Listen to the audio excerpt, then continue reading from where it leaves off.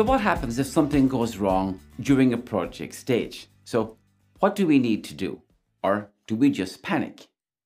Well, remember where we were in the project overview so far. So we have just finished stage 2, and we are asking the project board to allow us to continue on to the next stage. So they have to make their next decision. Well, so the project board reviewed the documents from the stage boundary process, and let's say they said yes to allow us to continue. And this is called authorize a stage. So this decision is called authorize a stage. So now the project manager can start the next stage, and they will use the stage plan to help them to do this, as a stage plan is a plan that they can use each day. So how do they use it? Well, they will start by choosing product descriptions from the stage plan and handing these out to the teams to perform the work.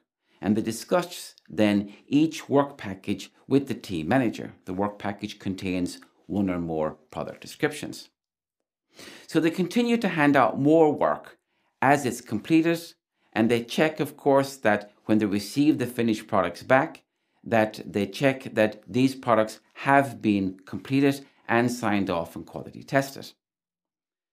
Depending on the size of the project, of course, the project manager can deal with one or more teams. There can actually be several teams. And the project manager hopes that everything will go as planned, according to the stage plan. But what happens if we hit a big problem, or if the project manager hits a big problem? Let's say that product X was supposed to take 10 days. And now we find out during the stage that it's going to take 30 days. So this is a big issue. And actually, it can put the stage into real trouble or danger. So what should the project manager do? Panic? Find someone to blame? Hide it? Sign off or pretend to get it signed off and everything is okay? No, all of these are wrong. So what does PRINCE2 say? What does PRINCE2 offer here to help deal with these situations? Well, PRINCE2 employs something called tolerances, or uses something called tolerances. So what are tolerances? Well, let me explain in a very, very simple way. Just imagine if I work for an insurance company and I deal with claims from 1 to 500 euro. So that's my tolerance, up to 500 euro. If a claim comes in for 600 euro, then this is escalated to my boss, because my boss deals with claims from 500 to 5,000. And if a claim comes in above 5,000, then this is escalated to their boss, as they deal with 5,000 to above. So each level has its own level of tolerance. So tolerances, or we have tolerances for time, costs, and benefits. There are 3 more as well, but these are much less common. So time, costs, and benefits are the most common. And the project board will set tolerances for the stage for time, costs, and benefits. For example, they can set cost tolerances for 10%. So if costs stay below 10%, like say they increase only by 8%, then the project manager can take action and spend money to deal with these tolerances, or these issues, I mean. So if the costs go above 20% and the tolerance is only 10%, then the project manager cannot deal with this. This is outside the project manager's tolerance. This is how we say it. You remain inside your tolerance, or you go outside your tolerance. So the project manager must then notify the level above, so they must escalate this issue. This issue then that brings us out of tolerance is called an exception. The project manager can deal with most issues because they remain small, but some issues are big and are exceptions. Let's say then that during the stage, our cost tolerance was 10%, and we have now an issue which will bring the costs up to 20%. So how will the project manager respond? Well, the project manager must first examine this issue, like creating an issue report. They will first consider this issue on the impact on costs and on the benefits and on the time of the project. They will perhaps work with the team manager to suggest how to deal with this issue. and write a report that's easy to understand how they're going to deal with this issue. So this report is known as the exception report. It's like an issue report, but because it deals with an issue which brings the stage out of tolerance, it's known as an exception report.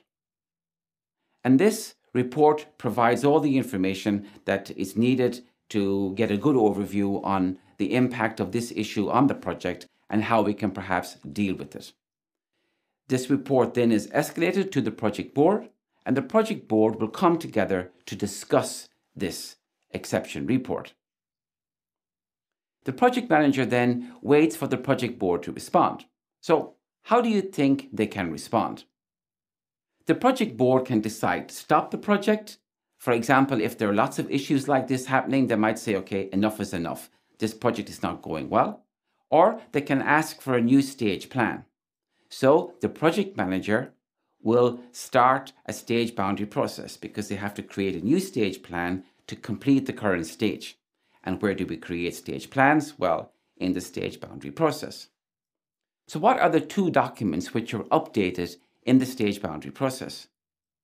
Well, we have the business case and the project plan. So in the project plan, let's say, what do we update? Well, the first thing we update is the status of the products we have so far completed in the current stage. Because remember, we're only halfway during the current stage for the moment. So we will say in the project plan, these are 50% of our products, let's say, have been completed. And we will update the end date of the current stage plan, as this will now be further forward than before. We will update the business case as well, because the costs will increase due to this exception, and we may even update the return on investment calculation. You can see then that the project plan and the business case give an up-to-date picture of the project at the end of each stage, because these are living documents, and these are very important then for the project board. Then the project manager works on this new stage plan to deal with this exception. And that's why this new stage plan is called the exception plan, because we only need to create it when we're dealing with an exception. Reminder, exceptions are out of tolerance issues. The exception plan is focused on completing the current stage and fixing the issue. So continuing from where we left off and getting to the end of the stage. The team manager can help the project manager with this exception plan. Now let's say that the exception plan is complete. The project manager will ask the project board, can we complete the stage? So can we continue? The project board then will consider this request and make a decision. The name of this decision will be authorize an exception plan. So before we had authorize a stage plan, but this is called authorize exception plan. It basically says you can continue with the stage. So if yes, the project manager will use the exception plan to complete the current stage, so from where they left off. So that is how the escalation process works within a PRINCE2 project. We set a tolerance. If we go above tolerance, then we escalate to the level above using an exception report. We create a new plan to complete the current stage, and this new plan is called an exception plan. So that is how PRINCE2 handles if something goes badly wrong during the project.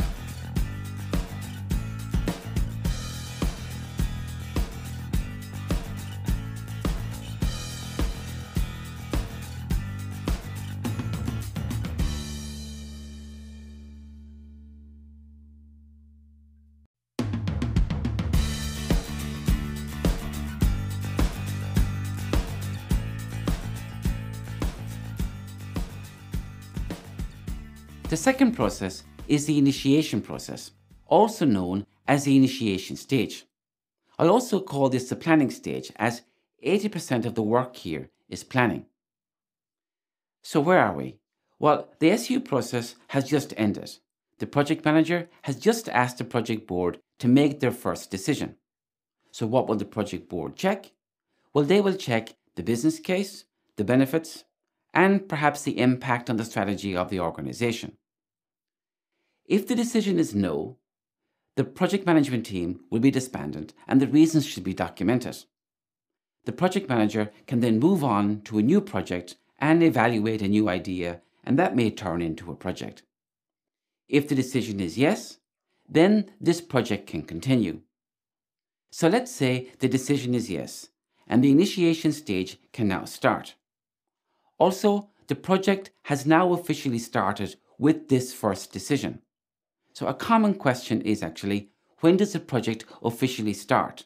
And the answer is, it starts with this first decision by the project board. And before that, we had the pre-project process or the SU process. The full name of this process is initiating a project. I use IP for short. And the project manager runs this IP process and they use the stage plan to do this. The role here of the project manager is to facilitate the IP process. So organize meetings, decide on which documents to use, set up log files and registers and so on. One of the first things the project manager wants to do is to get a good idea of the scope of the project. So they will invite users or senior users and team specialists and business analysts to one or more workshops. And they can use post-its or mind maps or other tools to try to get a better idea of the scope. So they do a product breakdown. Actually, the name of this diagram is a product breakdown structure. They identify the products in the project, and they can then assign a name and an ID number. They can also start to describe the products and create what we call product description documents. So these are requirements documents, and the business analysis and team managers should help to extract this data. So what kind of information do we gather in each product description document? Well, we should gather the purpose, so why we need this product, the components, so the main components of the product, the quality criteria, so these are mainly requirement specifications, and quality testing, so how can the teams prove that the work is done? We call these requirements documents then product descriptions, as I have already mentioned, and we can have a product description for each item in the product breakdown structure diagram. The project manager can organize many workshops, but you don't need to identify and document 100% of the products before the project starts. For example, in software projects, you're lucky if you get 40% of the product descriptions done. The rule here is just document what you can. The other product descriptions can be filled in later when more is known about the project and users will start to see some deliverables, so they'll get a better feeling of their own requirements. If you try to document all the requirements now, you are just guessing, and this can be very harmful and dangerous, as you will create products that nobody will use. Next, the project manager will start to think about the effort required to create the products. So, who do you think will help to do this? Well, it has to be people with experience creating such products, and this will be the team manager, as they have the knowledge. The team manager will start to define activities for the products, and then look at the dependencies between the products, and then an estimate for each product. Again, this is all based on their experience. The team manager can help the project manager and should help the project manager to complete the project plan. They will calculate the effort and the cost for each product where possible. And then the project manager can have an estimate for the project. So actually, when do you know the full cost of a project? We don't know it actually until the very end of the project, just before the budget is shut down. So up until then, we are always estimating. And this is the first time here we do a good estimate after the project plan has been done. A common risk here, if user interest and effort to give requirements is low, then there'll be no real ownership of these requirements. So the project will create products that nobody wants. So that's an important risk to watch out for. The name of this plan is the project plan. It is a high-level plan for the whole project. So that's it for the project plan. This will be kept up to date during the project. Next, we can focus on the next big document for the IP process, which is the business case. Remember, the outline business case was created in the SU process, and this was part of the project brief. The outline business case is normally a wild estimate, but now we have much more information on the cost as we have just completed the project plan. So the project manager will use some information from the outline business case to create the project plan, and then use other information from the project plan and update the return on investment calculation. The project manager can also add benefits information and a summary of the major risks. So the main two outputs of the IP process are the project plan and the business case. Remember that the project plan also includes the product descriptions, which are the requirements documents. There are other documents, and these will be discussed later. The majority of the documents from the IP process then become part of the PID, and this stands for Project Initiation Documentation, so all the documents from the initiation stage. So see the PID as just a collection of documents that can be put into a map or can be shared on a shared folder. Next to discuss is the benefits. The project manager here will ask the following question to the senior user. What are the expected benefits of this project over the next years? And then the project manager should write these down as it helps to hold the senior user accountable. Otherwise, they may over-exaggerate to help to make sure that their project is prioritized over others. So write these down. The benefits are added to a document that we call the Benefits Management Approach document. And we can have the benefits over the next couple of years. So the benefits for year 1, year 2, and year 3. And the kind of benefits we can write down are like sales increases, cost reductions, customer retention, and so on. The project manager will also set up a number of register files, and this is normally done at the start of the IP process. So for example, issue and risk register. And they can also use a spreadsheet for this. This makes it easy.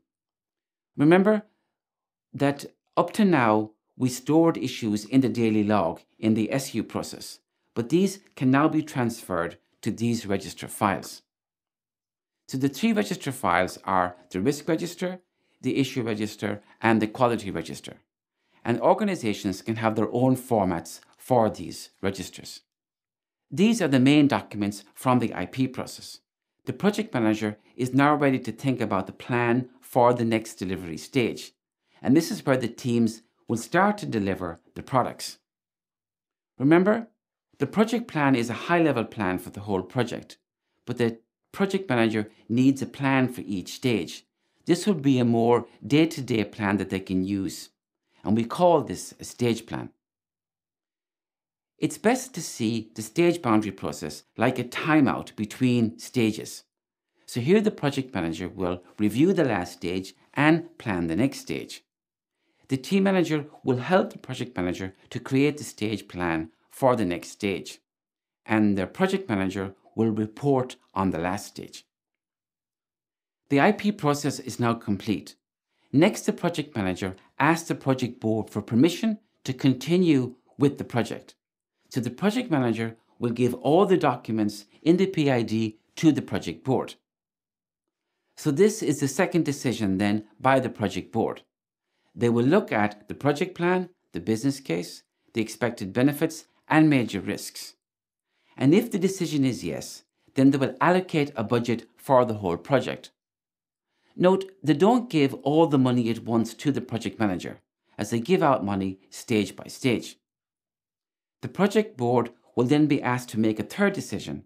This is to allow the next stage to continue. So the last decision was to allow the whole project to continue, or the rest of the project to continue, but this stage is just the next stage. So the project board will review the stage plan, and if yes, they will release the budget for this stage.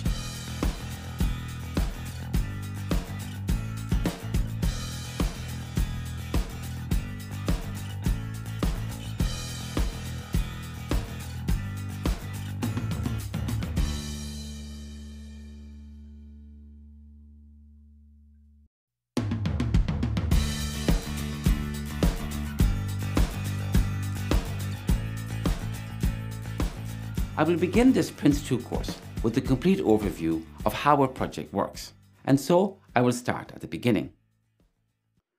First, how does a project start? Well, somebody somewhere has an idea, and we say that this idea is the trigger for a project. This idea could be an update to a process, develop a mobile app, an office move, organizing an event, or even impeaching a president. So, where do you think these big, bright ideas come from? Well, they come from somebody with authority in the organization. And PRINCE2 calls this the corporate program or customer. So, corporate management is another word for senior management.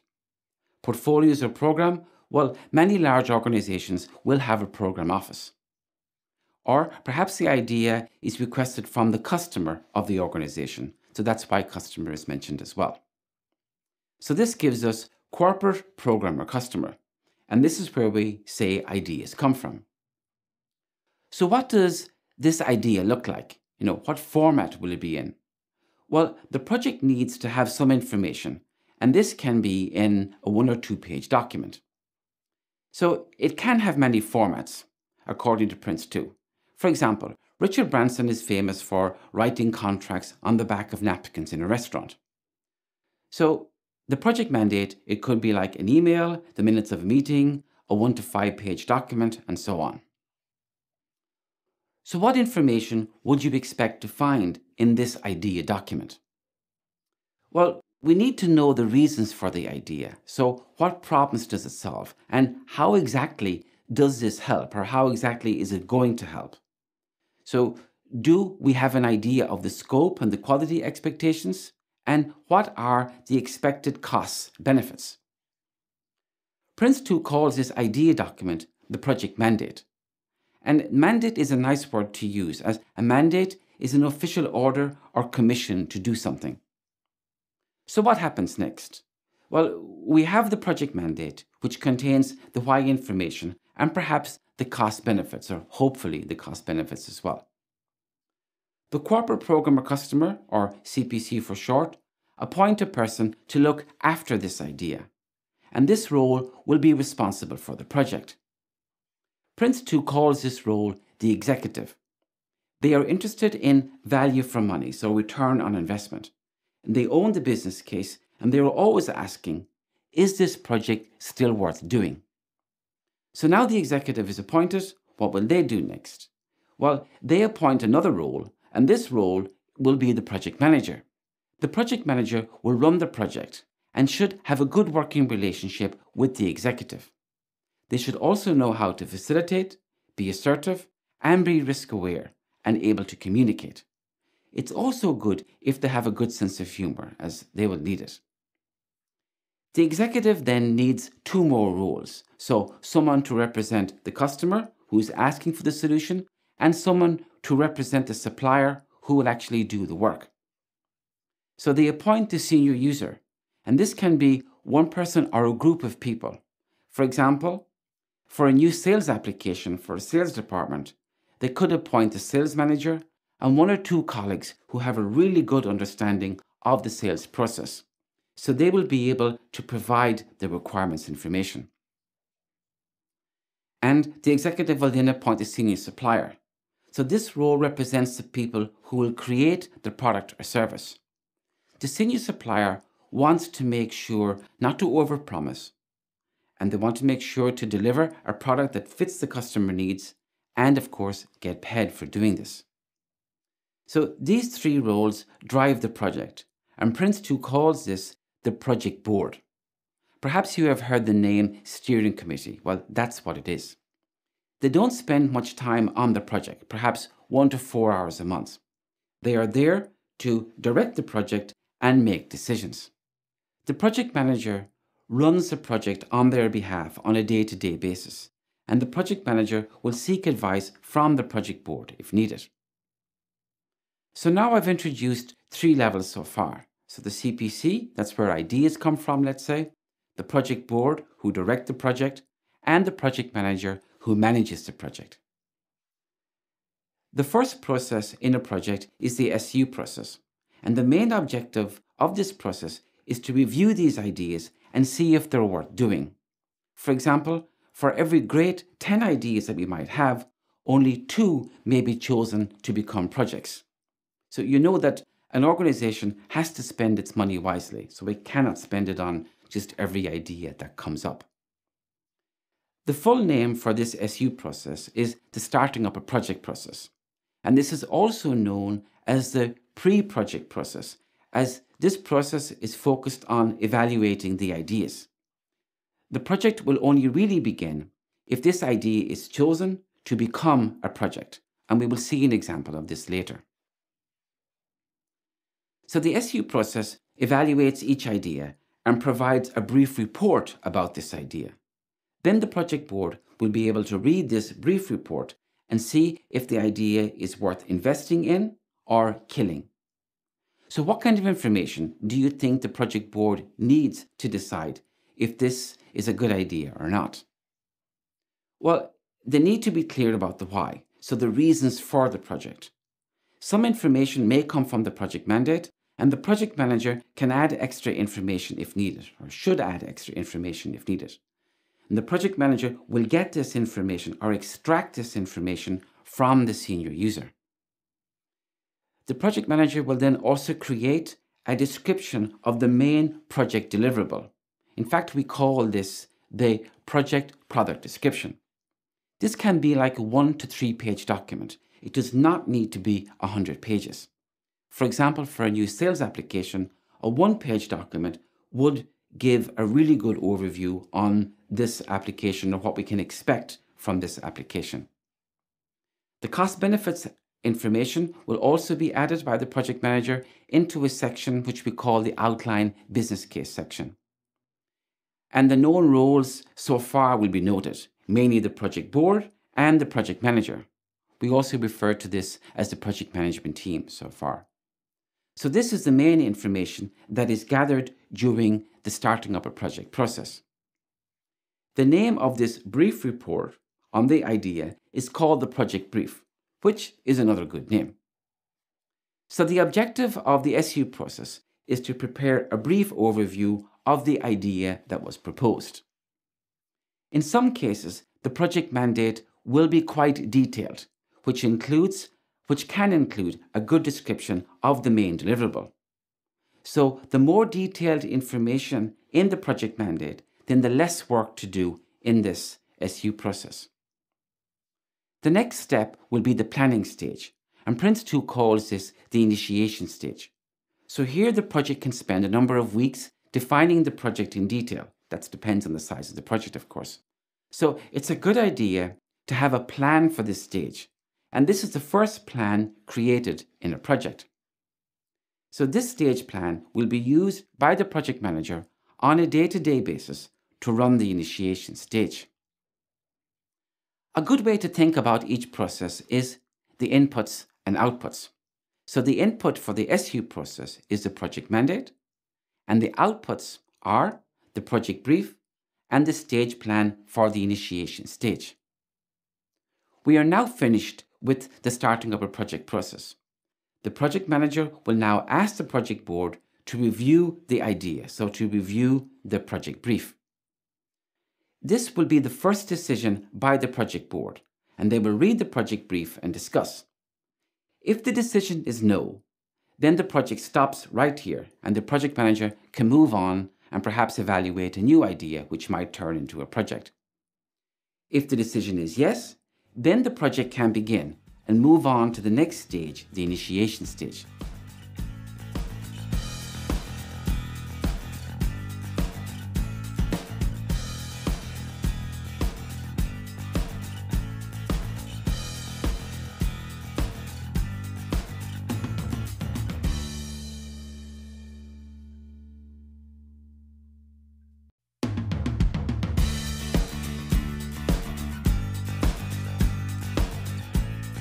The PRINCE2 principles. First, what are principles? Well, principles are a guide for good practice. And from a PRINCE2 point of view, principles are a guide for good project management practice for all those involved in a project. And there are 7 of these good principles that or practices that should be included in all PRINCE2 projects.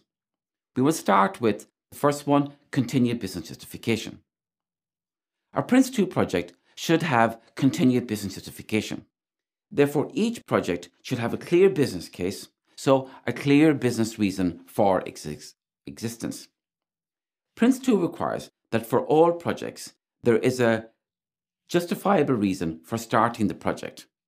And this justification is recorded and approved, or should be recorded and approved, and the justification should remain valid, and this is constantly checked throughout the life of the project. So in which documents do we check the business justification? Well, this is the business case mainly. So next I will look at the different points in the project where we can check. First, the project should check actually what business reasons are already included in the project mandate. And the executive then can use these business reasons when creating the outline business case. The second check is at the end of the starting up a project process using the outline business case document. So the outline business case document is part of the project brief, and this is the first light version of the business case. The third check is at the end of the initiation stage, again using the business case document. So the business case now includes a more realistic estimate of the cost of the project than the outline the business case. And that's because we have the information from the project plan. And from then on, the business case can be checked at the end of each stage. And the last check, of course, will be at the end of the project. Each time the project board checks the business certification at the end of a stage, they can decide to shut down the project if it doesn't make sense anymore, or to allow it to continue. So that's it for the principle continued business justification. Principle 2, defined roles and responsibilities. A PRINCE2 project should have defined and agreed roles or responsibilities. Also, business user and supplier interests must be represented. Otherwise, this will lead to trouble. People also need to know what they should be doing and what they can expect from others. And this will make life very easy for the project manager. Our PRINCE2 project has 3 primary stakeholders. We have the business sponsor, user, and suppliers. So the business sponsor, well, they make sure that the project delivers value for money. Users, well, they will use the products once created and receive the benefits. And the suppliers, well, they'll provide the resources and expertise to produce the products. So when do we think about roles and responsibilities? Well, we first define the project management team in the starting up a project process. Remember, this is very, very high level. So we're just talking about the project board, project manager, change authority, and project support. However, they still must be made aware of their roles and responsibilities. At the end of each stage as well, we can check that people are living up to the responsibilities. And if not, the project manager should ask for this person to be replaced. For example, let's say one of the senior suppliers could be very busy working on other projects, so it's a good idea to replace them. So this principle, define roles and responsibilities, helps to answer 3 questions. 1, what is expected of me? 2, what can I expect from others? And 3, who makes what decisions? The third principle, learn from experience. So this name is easy to understand. Projects, teams should learn from experience. So look for lessons, record these lessons, and then use these lessons during the life of the project. Therefore, they should take initiative to uncover previous lessons learned and benefit from these. Projects in their nature are unique, and there's always something new which brings risk. So why not learn from other projects? And this will help to reduce project risk. This also helps to avoid reinventing the wheel and avoid making the same mistakes. So when do we gather lessons in a project? Well, in the starting up a project process, the project manager already encourages all stakeholders to come with lessons, and they should also check lesson reports from similar previous projects. And then in the IP stage, the project will use these gathered lessons and continue to gather new lessons for future stages. And then in every stage boundary process, the project manager will create the new stage plan using the lessons from previous stages. And at the end of the project, the lessons report can be made available to other projects, or should be made available to other projects. A good point to note here is that sharing and using lessons is a sign of mature project management in a project. PRINCE2 actually states that it's the responsibility of all stakeholders to seek lessons rather than waiting for someone else to provide them. Principle number 4, manage by stages. Our PRINCE2 project is planned, monitored and controlled on a stage-by-stage basis. And PRINCE2 breaks down projects into chunks, and we call these management stages, as each management stage is separated by a project board decision or a management decision. The project manager runs the project one stage at a time for the project board. And the advantages of working in stages are: 1, it allows the project to be divided up into a number of manageable chunks. So then we will have, let's say, a high-level project plan for the whole project and a very detailed stage plan for each stage. And 2, future stages can learn from previous stages. So for example, if one supplier is 20% late in one stage and 15% in another, then we can take this into account when planning the future stages. There are a minimum of 2 management stages in a project: the initiation stage and 1 delivery stage. Then the closing of project process will be the last part of the second stage in a 2-stage project. So that's it for manage by stages. Principle number 5, manage by exception. First, some background here, as this will help to explain it. Our project manager runs the project on behalf of the project board, and the project board don't want to be disrupted every 5 minutes with every small issue that will happen. For example, if product X is going to cost 0.1% extra. So how to avoid the project manager running to the project board every 5 minutes? Well, the answer is the project board can set tolerances to give the project manager a bit more flexibility. For example, they can give a tolerance of 20% for time or costs. So if there is an issue that delays the stage by 5%, then the project manager can deal with this without having to run to the project board screaming for help. Tolerances can be set for time, cost, quality, scope, benefits, and risks, so the 6 project variables. And the most common of these are time, cost, and quality. Now, time and costs are easy to understand, but I will explain a few more. The scope? Well, the scope must be well defined, and care must be taken by the project manager to avoid scope creep, which is to allow new low-value requirements to be added during the project or to creep into the project. Quality? Quality is checking that products are passing the quality tests and meeting the quality requirements as defined. The other 2 tolerances are risks and benefits, but I will explain benefits a bit more. Benefits is checking the future value of the project and if the project is still worth doing from an investment point of view. If during the project the stage tolerances exceed the agreed amounts, then the project manager will escalate this to the project board. So manage by exception is used by each level in the project organization to manage the level below. And the layer below then should only notify the management layer above if there is a big issue which goes out of tolerance. So who sets the tolerances? Well, the CPC set the project tolerances. The project board set the stage tolerances, and the project manager sets the work package tolerances. So to summarize, manage by exception provides the above management layer with a system to manage and control the lower management layer without being bothered by every small issue. Principle number 6, focus on products. Our PRINCE2 project is very focused on the definition and delivery of products.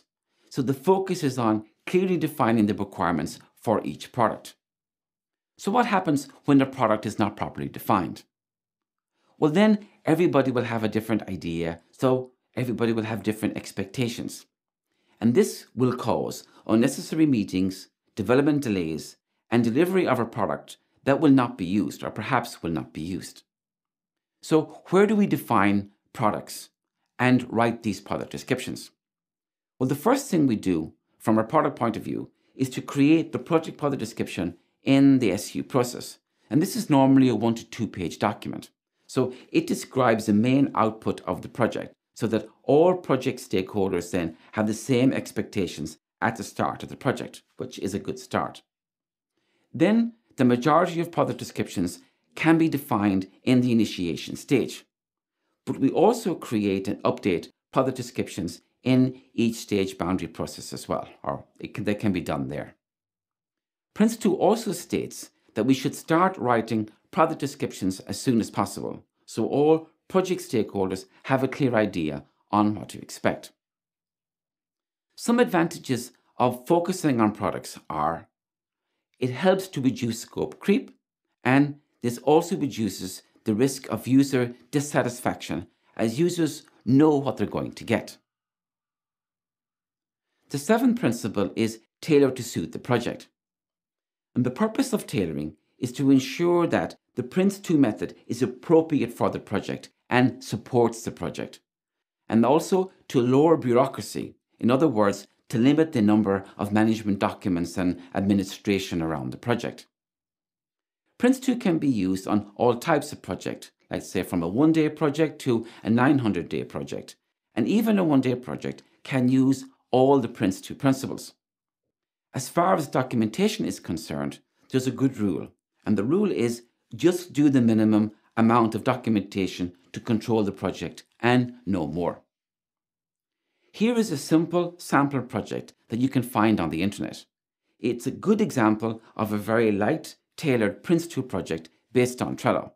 So just search on Google for PRINCE2 and then U2 Driving School project. I have given some good examples here of many of the PRINCE2 products in this Trello example.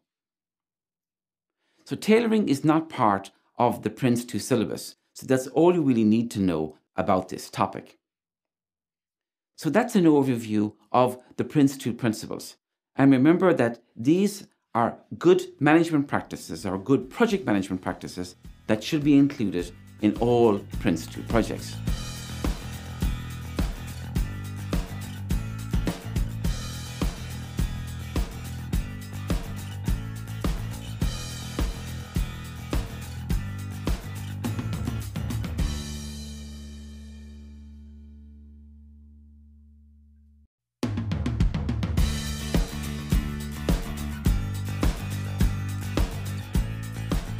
Delivering the products. Delivering the products will cover how products are delivered, so how requirements documents are handed out to the teams and products created. We just finished with the IP process, so the last decision, the project board authorized the stage, and this was their third decision. The project manager is now ready to start the first delivery stage.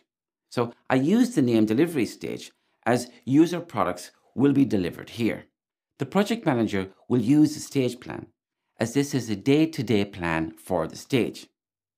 The stage plan lists all the stage deliverables and the expected delivery dates. So the project manager will hand out work to the teams, so they hand out product descriptions, the requirements documents. And there should be no surprises for the team manager, as the team managers should have helped or probably did help with the requirements documents. Actually, the project manager hands out work packages, which are packages of work. So what's in a work package? Well, they contain one or more product descriptions with other information. The team managers then receive these work packages, and the project manager checks to make sure that the team manager understands what to do. The team members will then start to work to deliver the product as described, and this cycle will continue to repeat. So this is the Managing Product Delivery process, or MP for short. The project manager manages the delivery of the products, and the products are delivered by the teams. So MP is a process where the teams work to deliver the products, and the controlling stage process is where the project manager runs each stage. So what type of work do you think a project manager does in each stage? Well, they do things like deal with issues as they arise, deal with change requests, document risks and monitor existing risks, check the status of the stage versus the stage plan, so how are we doing according to the plan? They hand out new work to the teams, they monitor this work that's been handed out, they read reports provided by the team manager, and of course they send regular reports to the project board to let them know how the stage is going. So these reports from the team manager are called checkpoint reports, and the frequency of these reports is decided by the project manager, for example, once a week. This can be a simple one-page report, and it can even be in the format of an email, a slide, a stand-up meeting, a Kanban board, and so on. The team manager can also report issues and risks, and the project manager will review these with the team manager and add these to the register files. Some bigger risks and issues may also need to be reported to the project board. So these bigger issue and risk will perhaps bring the stage out of tolerance. So this is all done continuously during each delivery stage. The project manager hands out work, receives the finished products, monitors the progress, and deals with issues and risks as they arise. When teams are finished creating the products, they are tested and approved. Then they are handed back to the project manager. The teams then can receive more work from the project manager. So if all the products in the stage are complete or near complete, the project manager will start to think about the next delivery stage. So let me give you a quick overview of the stage plan so far. So the first stage plan was created in the SU process for the initiation stage. The second stage plan was created in the IP process for this current stage. And the third stage plan will be created for the next stage. The stage plans are now created in the stage boundary process. The project manager will facilitate the creation of the stage plan. Again, they will get help from the team manager with the product descriptions and estimates and scheduling. Another output of the stage boundary process is the end-stage report, and this is also created by the project manager. The end-stage report is mainly a report about the performance of the last stage and useful lessons for the next stage. So there are two main documents created in the stage boundary process. Again, the next stage plan and the end-stage report. Two other important documents are also updated in the stage boundary process, and these are the project plan and the business case. So the business case is updated as costs will keep changing, so the return on investment calculation must be updated as well. The senior user may also update the expected benefits as they learn more about the deliverables. So this also has to be added to the business case. The project plan is updated to show the current status, so mark off what's been done. For example, the status of a product will change from to do to complete and accepted. I like to refer to the business case and the project plan as living documents. The project manager is then ready to ask the project board to continue to the next stage. Again, this can be a yes or no decision by the project board. So, what will the project board review to make this decision? Well, they will review the business case, the end-stage report, the project plan, and of course, the next stage plan. Note, if the business case is not good or doesn't look good, the project board can decide to shut down the project. However, if everything looks okay, then they can allow the next stage to continue.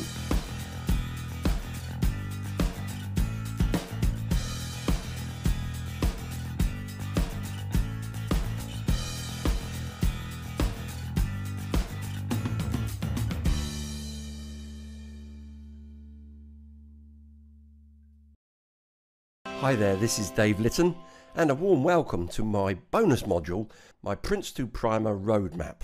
And in this video, I will be taking you by the hand, step by step, and showing you how the 7 processes within PRINCE2 work together with each other. And along the way, I'll pull out the key management products and show you how they're all used.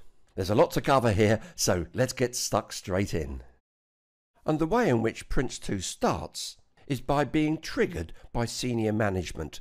We normally call them corporate or program management, remembering that your PRINCE2 project may form part of a program. And the trigger to start this all off is called the project mandate. This is all done pre-project. And before we start investing any money and time and effort in planning, we really need to know what exactly is this project all about.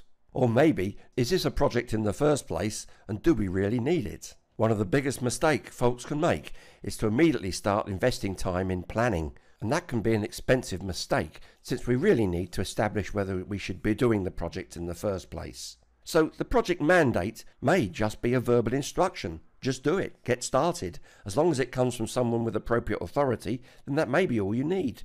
It could be the outcome of a meeting, or it could be an email.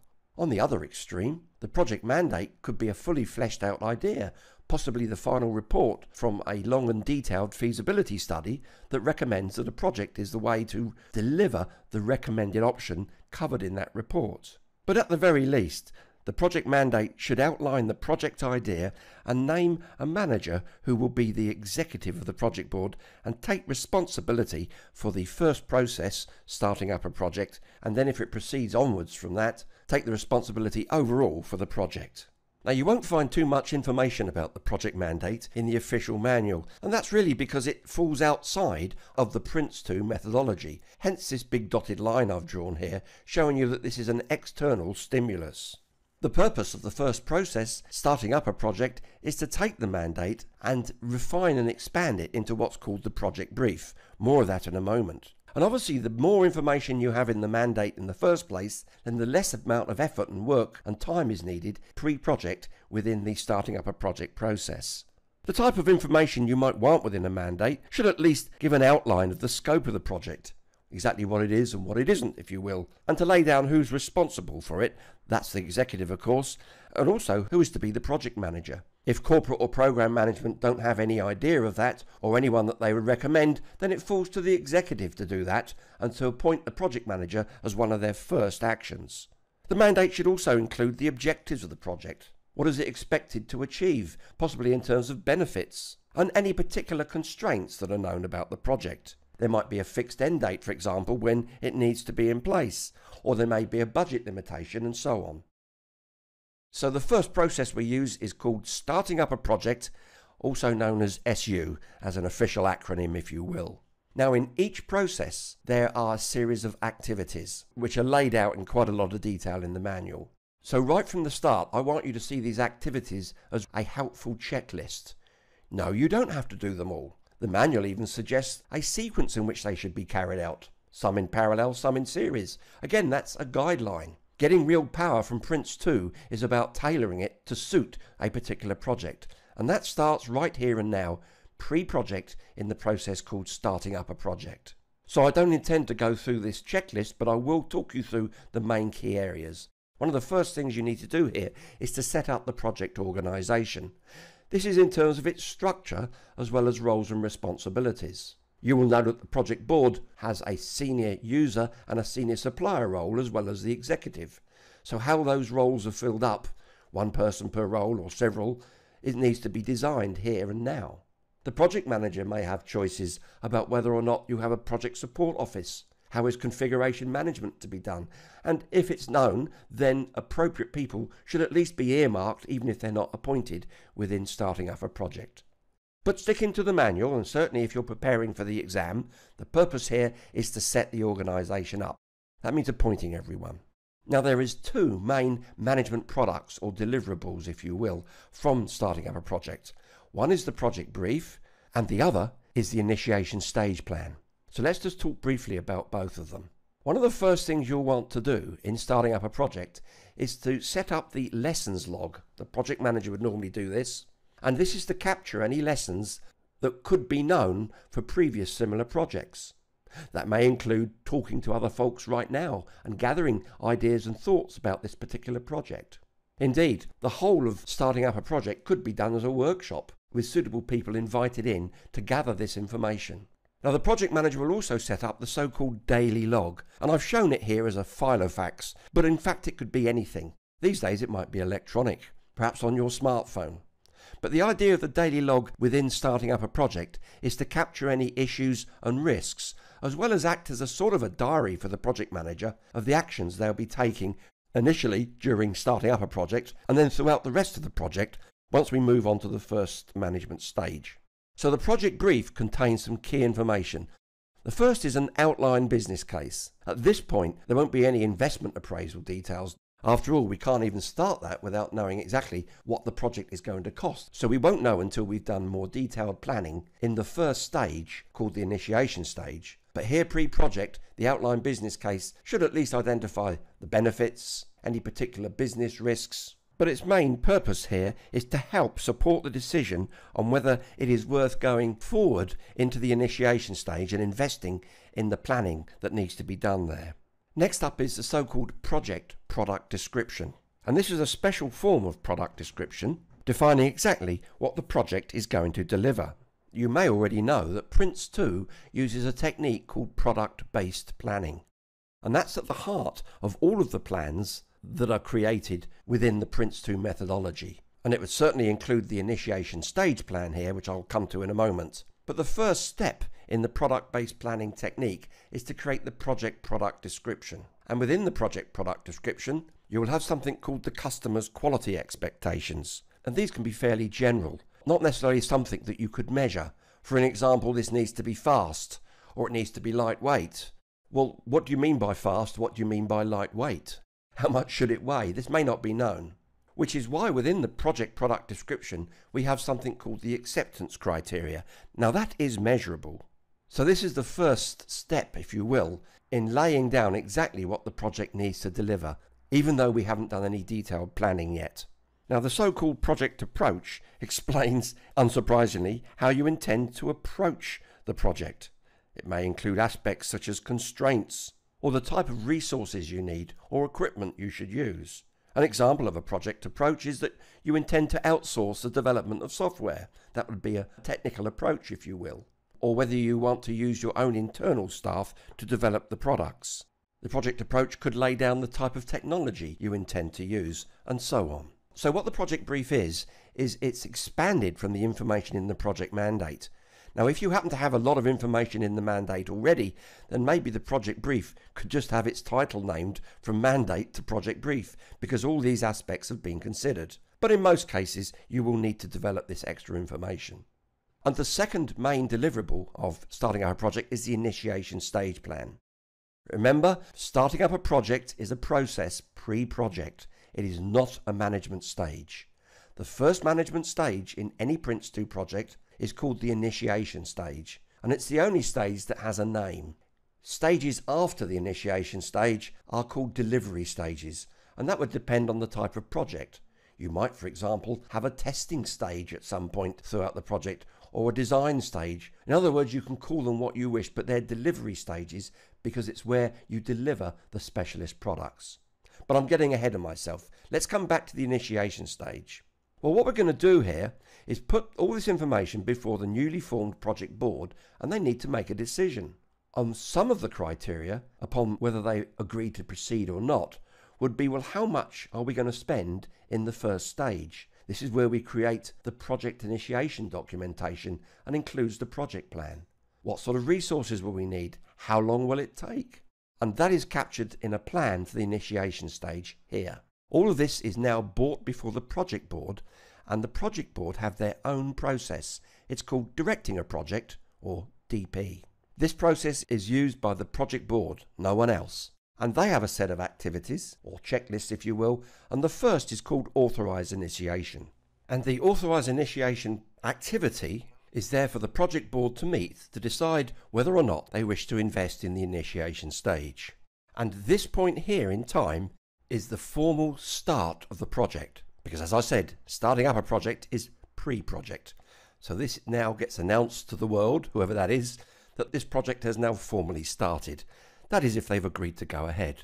So let's suppose, for me to continue drawing my roadmap, that they have indeed authorised the initiation stage. This now triggers a third process called initiating a project, or IP.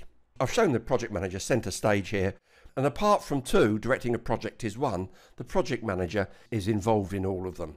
But certainly here, which is where the detailed planning will occur, then the project manager will be a pivotal role, as you might imagine.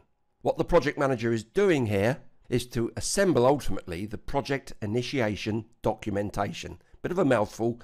I'll refer to it now as the PID, P-I-D. It's really a combination of documents containing the planning and strategies and controls and business aspects, as we'll see shortly. And the initiation stage plan, therefore, this is an important point that people often miss. If you looked at the timescales and costs and resources, it should include not just all of those needed to assemble the PID, but also to prepare for the next stage, in other words, the first delivery stage that occurs after this. More of that in a moment. Let's then focus on what needs to occur here in initiating a project process. Okay, so now the project board have authorised the start of the initiation stage, we use the process called initiating a project, or IP for short. And the initiating a project process is entirely concerned with assembling all the relevant information within the PID, that's the project initiation documentation. Now the first activity within the initiating a project is called agree the tailoring requirements. Now if you're familiar with the previous version of PRINCE2, created back in 2009, then you'll recognise that this is a new activity. What the project manager will want to do is to review the project brief, to note the project approach that was laid down there, and therefore understand any relevant tailoring requirements, then to consult with project assurance to check that such tailoring will meet the needs of the project board. And since creating and assembling the various parts of the PID may take a little time, this could be done at the start or later in the process of assembling the PID itself. Now within the PID there are various approaches. These used to be called strategies in the old version. And so in no particular order, let's start off with the risk management approach. And it's here that the risk register is set up. Now prior to this, back in SU, the project manager will have been using the daily log to capture, amongst other things, any risks. And any risks that need to be managed informally will remain on the daily log. However, any risks that would be more appropriate to manage formally will at this point be placed on the risk register. So the risk management approach shows the approach being used for this particular project of applying all aspects of risk management. The second approach, and I'm dealing with these in any particular order, is the quality management approach. And of course, key frames of reference here will be the customer's quality expectations and the acceptance criteria, which will drive the necessary approach to ensure that the products are fit for purpose. And it's also within this activity that the quality register is set up, and this, as you may know, is used to audit the testing of the project's products. In other words, once products are identified and product descriptions written, then the manner in which the quality is to be checked, the techniques used and who should approve it are all entered into the quality register. Ready, of course, for within the delivery management stages, where the products will be created and then the actual results entered in the quality register. Next up is the change control approach. Again, if you're familiar with previous versions of PRINCE2, there used to be something called the configuration management strategy. This is no longer needed or used, since PRINCE2 2017 quite rightly sees configuration management as being adapted for use within each individual project. Indeed, the way in which PRINCE2 dealt with configuration management in the previous version was by calling it simply version control, so it fits in nicely with what's now called the change control approach, dealing of course with changes, issues, requests for change of specifications and so on, and it will embed within that the way in which some form of version control is applied to this particular project. It's also at this time that the issue register is set up, ready to hold any such issues. Now it may be within the daily log there were already some ongoing issues which were being dealt with pre-project within the starting up a project process. Again, any issues that need to be managed formally will now be entered into the issue register. Then we have the communication management approach, which is how the project intends to communicate to all the various stakeholders throughout the project.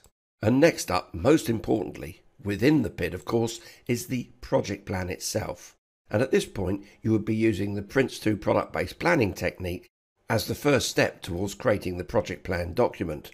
And therefore product descriptions for the first time will be created here, along with their configuration item records, as I said above when referring to configuration management, if used.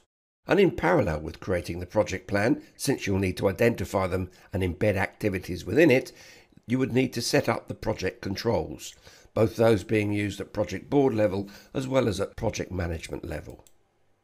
Leading directly on from the project plan is the business case. If you recall, there was the outline business case created back here in SU, but now this is the detailed business case, simply called because now the project plan will have identified costs and timescales, so that the business case will now contain some form of investment appraisal, perhaps cost-benefit analysis, return on investment, or whichever is most appropriate for this particular project, as well as the needs of the organisation.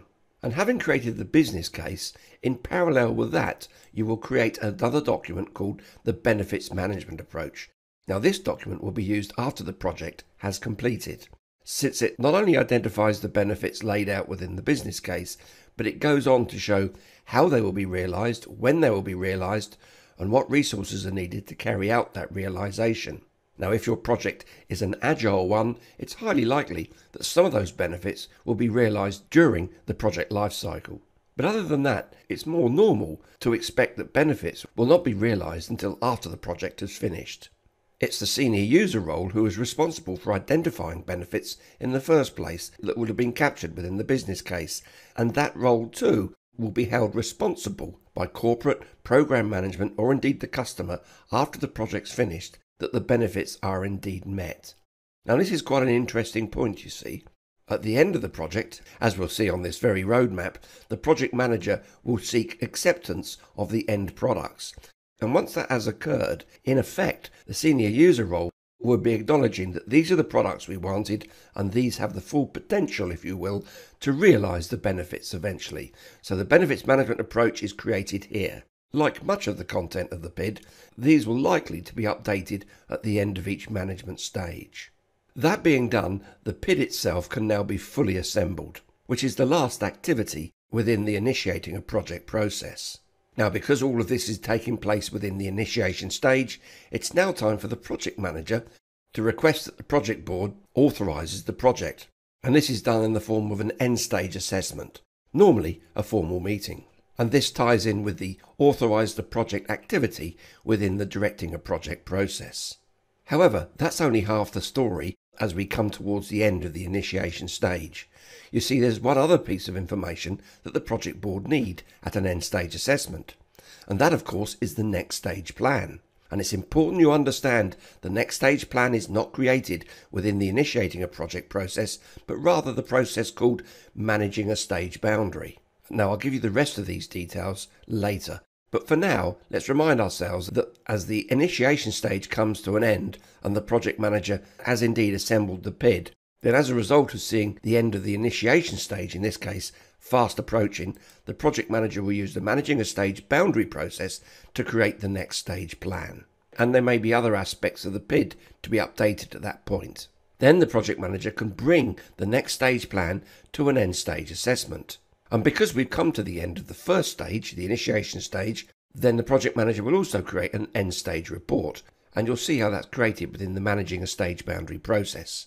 Now, it's important you don't get confused about these 2 points.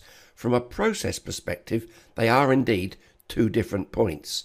But from the project perspective, these will normally both be in the same end stage assessment, where the project board will review all the information that the project manager has gathered together, that's the PID plus the next stage plan and the end stage report, and agree whether or not to proceed, and in this case to authorise the next stage. So it's quite normal that authorising the project and authorising the next stage will occur at the same time, usually at the same meeting. And if you're thinking that all of this information is presented to the project board at the beginning of the meeting, think again. What would normally happen is that project assurance, on behalf of the project board, will be reviewing all of this information as it's gradually created. So all the project board need to do here is in effect approve to either proceed or stop or go back and rework some aspects. Let's now imagine that went ahead successfully, and now the project board authorised the next stage from this activity here. Now for the first time the project manager uses the controlling a stage process, and it's the stage plan that will be used by the project manager as the baseline against which to monitor, manage, track and control the remainder of this management stage. A swift reminder here that there's another activity within the directing a project process called give ad hoc direction. And this is a two-way communication conduit, if you will, between the project manager in controlling a stage and the project board within directing a project. You can see there's two arrows here showing you that this could be the project manager requesting information, advice, guidance, and so on and so forth, and the project board responding to such requests, or indeed of their own volition asking the project manager to take some form of action. And I'm showing this now just to remind you that throughout this management stage, this could be used anytime for one of many reasons. So since the stage has been authorised, the project manager's first act is to authorise the work packages for this new management stage. And this is an important principle of PRINCE2, since the work cannot start, since no work of any sort can start unless it forms part of an authorised work package. So although it's the project manager that gives this out, it's the team manager and specialist team within the managing product delivery process that will actually carry out the work. And this too is a handshake, since it is up to them to accept the work package or not. And one of the options a team manager has is to create a team plan, which they may wish to do as part of agreeing that they can accept it, to make sure that within the constraints laid down of the work package, that the products to be created within the work package can indeed be done within the constraints laid down. Now for internal specialist teams, one would expect that they too would be involved when creating the next stage plan, since the next stage plan consists of one or several work packages, and it would make sense therefore to get their input at this point, and in which case accepting a work package should be fairly straightforward. However, in some situations, particularly where the team manager is from a third party, that this would be the first time they would see the information here, and it may be such information forms part of a contract. However, let's assume that work has now started. What goes on within managing product delivery is that the specialist products, whose product descriptions are included within the work package, are now designed, built, tested, leading to having their quality checked to ensure they meet the quality standards and are fit for purpose, and then whoever has been identified as an approver to approve the products. All such information is gradually entered onto the quality register that we set up back here. Now within each work package, amongst other information, the team manager will be told how often to create checkpoint reports to give the project manager progress, so that the creation of the products happens in a second of the three activities within managing product delivery called execute a work package. And while the team are busy creating the products, the work package will lay down exactly how often the project manager wants to receive checkpoint reports, and if relevant, how much extra information needs to be included within them. These are time driven and typically will be asked for once a week. Whether it's a meeting or a report or an email depends on the wishes of the project manager. So now's the time to take a little peek inside the activities of controlling a stage. You can see here the activity authorizer work package kicks this off in the first place, but it's the activity called review work packages which looks at the status of the work package to determine how progress on the creation of the products is going. The checkpoint report would include information typically such as costs spent so far, time taken, time remaining, any particular issues or problems, and so on and so forth. And since the project manager is responsible for the day-to-day management of this particular stage, the project manager will now want to review the stage status based on reviewing the latest work package information. As is quite natural, there will normally be small deviations from the stage plan. But since at the end stage assessment the project board stated what the tolerances were, the project manager may see that such small deviations are quite acceptable. On the other hand, the project manager may want to take some form of corrective action to bring the actual status thus far of the stage back on track to align itself with the stage plan, perhaps in terms of time or cost. And the project manager, of course, can take this corrective action themselves. However, sometimes the corrective action needs to be carried out by the specialist team themselves, in which case This now links back into Authorize a Work Package, where perhaps a new work package is issued, or more likely, this work package will be modified slightly to include such corrective action. Just as the work package told the team how often checkpoints should occur, then when the stage plan was approved at the end stage assessment, the project board will have asked the project manager to give them a regular highlight report to keep them updated on the progress within the stage. These tend to be typically monthly. And these too use the activity called Give Ad Hoc Direction within the Directing a Project process. And of course, as the work continues on creating the products within the work package, at some point in time, all of the products will have been built, quality checked and approved, let us hope. And we're talking about the third activity here within managing product delivery called Deliver a Work Package, where the work is handed back to the project manager. Now, what this really means are the products that have been created from the instructions laid down within the work package. In some instances, the project manager therefore may receive the products personally, or they may be put in some bonded store or warehouse, or they may be installed on the customer's site. And the purpose here therefore is to advise the project manager that the work package has been completed. This might now trigger several actions. If the team manager was from a third party, this may trigger a payment for their work carried out thus far. Whether or not that's the case, it's highly likely that a management stage will contain several work packages, in which case this triggers the project manager to authorise the next work package, and the cycle continues, with the project manager keeping the project board informed through regular highlight reports. Of course, there will come a time when the final work package is indeed completed within that particular management stage. And this shouldn't come as a surprise to the project manager, since he or she will be getting regular checkpoint reports. So as this is about to occur, possibly several days or a week before the end of the stage, the project manager recognises this situation, and now this triggers the managing a stage boundary process again. And what's the first thing that needs to happen? Well, the project manager will want to create, in this case, the next stage plan, in anticipation of the next end stage assessment. Having created the next stage plan, of course, new product descriptions will be created, new configuration item records set up if used. And as a result of all those things, the project plan will need to be updated, showing what's actually occurred and any slight adjustments to the forecast, because now for the first time, the project manager knows in detail what the next stage will consist of.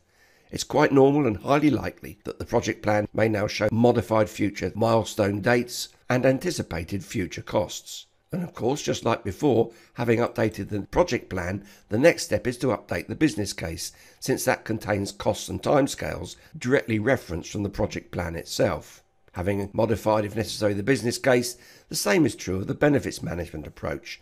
It may be that the stage just about to finish has indeed passed some of those products into the operational area, and it's possible that some benefits may already be being realised.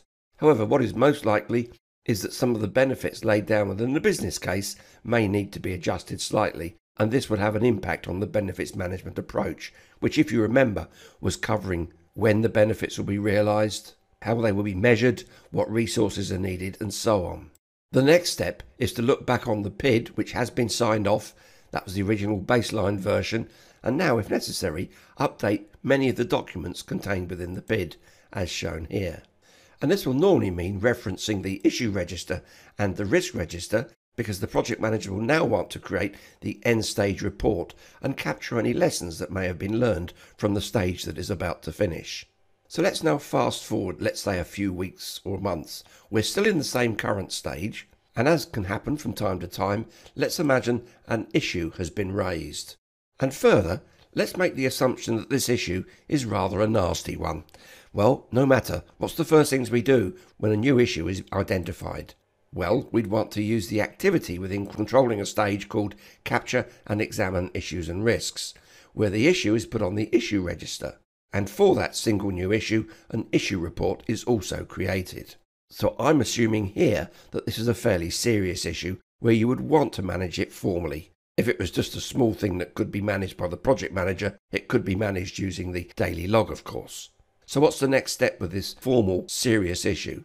Well, let's imagine that as part of capturing and examining issues and risks, we can see that this issue would cause the stage or project tolerance to be breached, in which case the project manager has no choice except to bring it to the attention of the project board via the Escalate Issues and Risks activity within controlling a stage in the shape of an exception report. This lays down the root cause of why tolerances are now being forecast to be exceeded, options for recovery or minimisation, and a recommendation, all created by the project manager. And this will be brought before the project board for them to consider what to do next. They have many choices, of course, and one of them could be to prematurely close the project.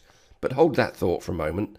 Let's imagine they look at, let's say, option 3 within the exception report and like the idea and think it's the best one to choose, or they may have identified an option 4 of their own making. Whatever, they now ask the project manager to create an exception plan based on that particular option. Now, picture this in your mind. We're partway through a current management stage covered by a next stage plan. The project manager will now go to the managing a stage boundary process and create an exception plan, which will take over from where we've got to in the current stage plan until the end of the stage, or to some future point, as a result of what's included within the exception plan. I won't go through it again, but suffice to say, having created the exception plan, you'll want to update the project plan based on the information within this, update the business case, benefits management approach, and even though the stage hasn't finished, it's certainly gone as far as it can before this exception situation occurred, so the project manager would also create an end stage report at this point in time with an accompanying lessons report. And all of this now needs to come back before the project board, but we don't call it an end stage assessment since that point was never met, because this has occurred partway through the current stage. What we call that meeting is an exception assessment, or EXA. The project board, within the directing a project process, use the authorise a stage or exception plan activity. And again, this will normally be a meeting. At the outcome of the exception assessment, the project board may see that this issue is too serious and can't be resolved with the project, and this may force the project board to make the decision to request premature close. As you'll see shortly, the closing a project process has two purposes. Just like managing a stage boundary could be used to approve a next stage plan or an exception plan. One of the two purposes of closing a project is for a normal and natural close. The second, as you can see here, is that the process is triggered when prematurely shutting a project down. And the activity here is called Prepare Premature Close. But it's important, I think, before we go any further, to go back into controlling a stage and just pause our story about this new issue. It could be that the project manager can see that the end stage is approaching, but this is the last management stage within the project, in which case the project manager would directly trigger closing a project, but this time use the activity Prepare Planned Closure. So let me just take stock here so you're clear. I'm taking you through the fact that we've just held an exception assessment. I'm merely reminding you that closing a project can be used for a natural, normal close as well. So keeping on the Prepare Premature Closure, the point now is to hand over products. Now this would always occur with a natural planned closure, but even with a premature closure, there may be some products that can already and should already be handed over.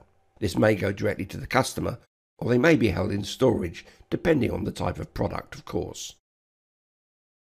Then we come to the activity within closing a project called Evaluate the Project, where the project manager this time will create the end project report, again with a lessons report. Often these two documents are combined into one.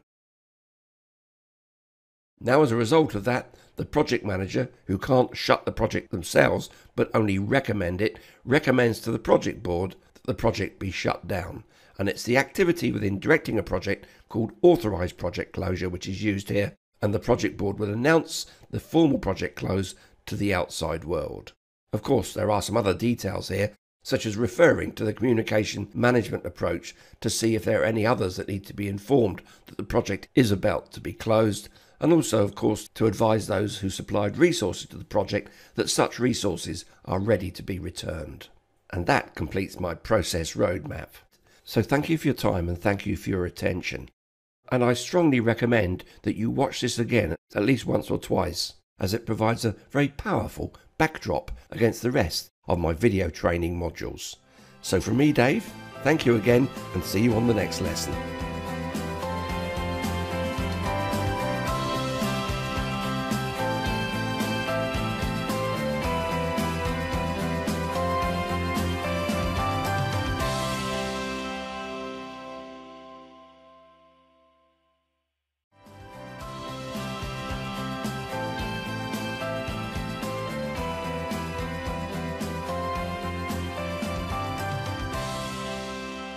Hi, I'm Dave Litton from the Projects Academy. Welcome to my short video on tailoring PRINCE2 for simple projects.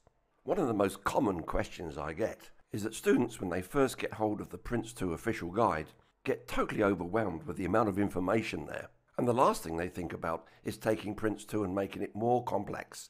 Indeed, PRINCE2 is a simple framework that you are supposed to tailor to suit your project. So the question they actually ask most often is, how do I use PRINCE2 for a really small project? Well, the answer is I'm not quite sure what you mean by a small project. A small project for a multinational company might be a very large project for a smaller organisation, so I'd rather use the word simple, since we will all agree what that means.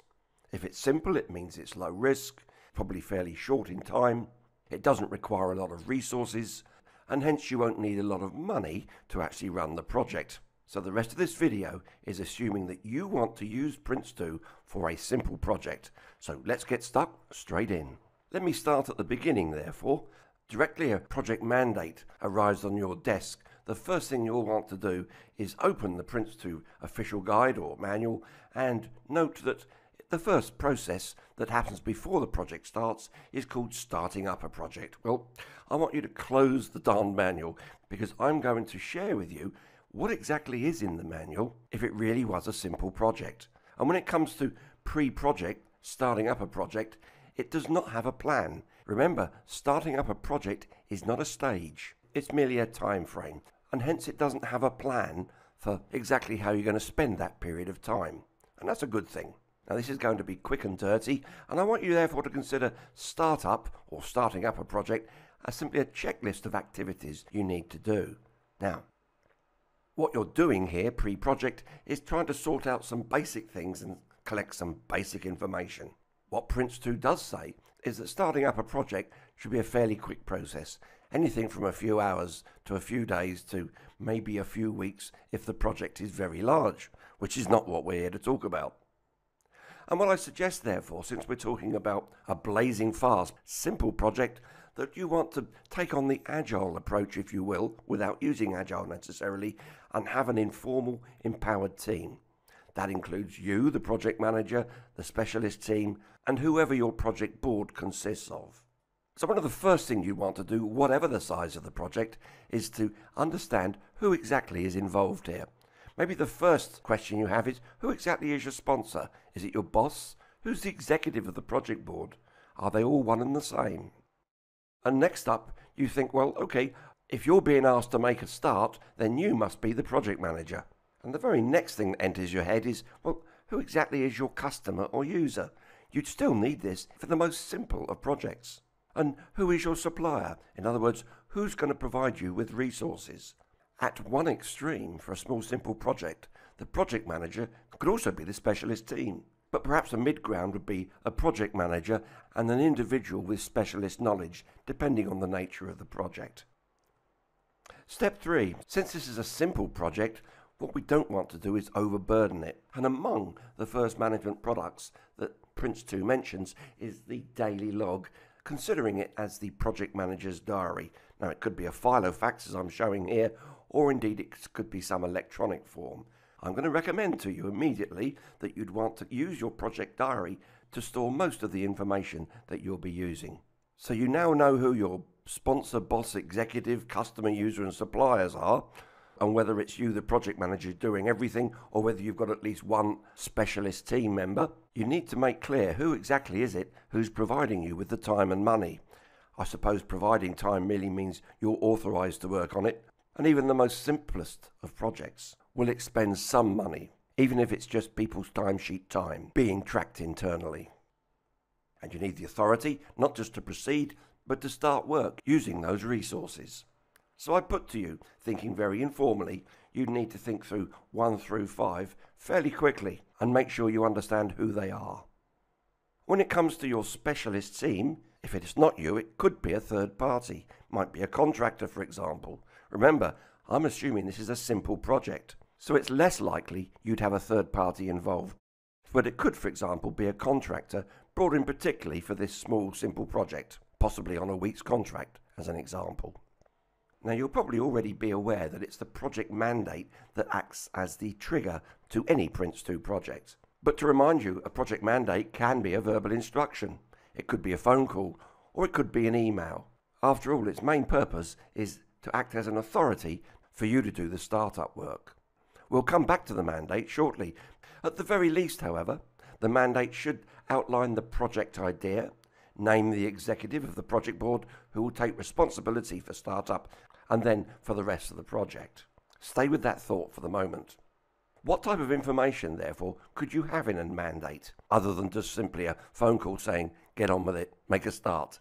Well, you should have some understanding of what the scope is. This outlines what the project is about and what it will deliver. The scope then sets the boundary. Certainly equally important for a simple project as a complex one, because it'd be very easy for a simple project to get more complex if you didn't nail down exactly what you're supposed to be doing. The objectives, all projects need that, what the project is expected to achieve in terms of outcome, benefits. You see here, we're not talking about the end product, merely what the potential of that end product is, or the outcome, and what benefits it's expected to achieve.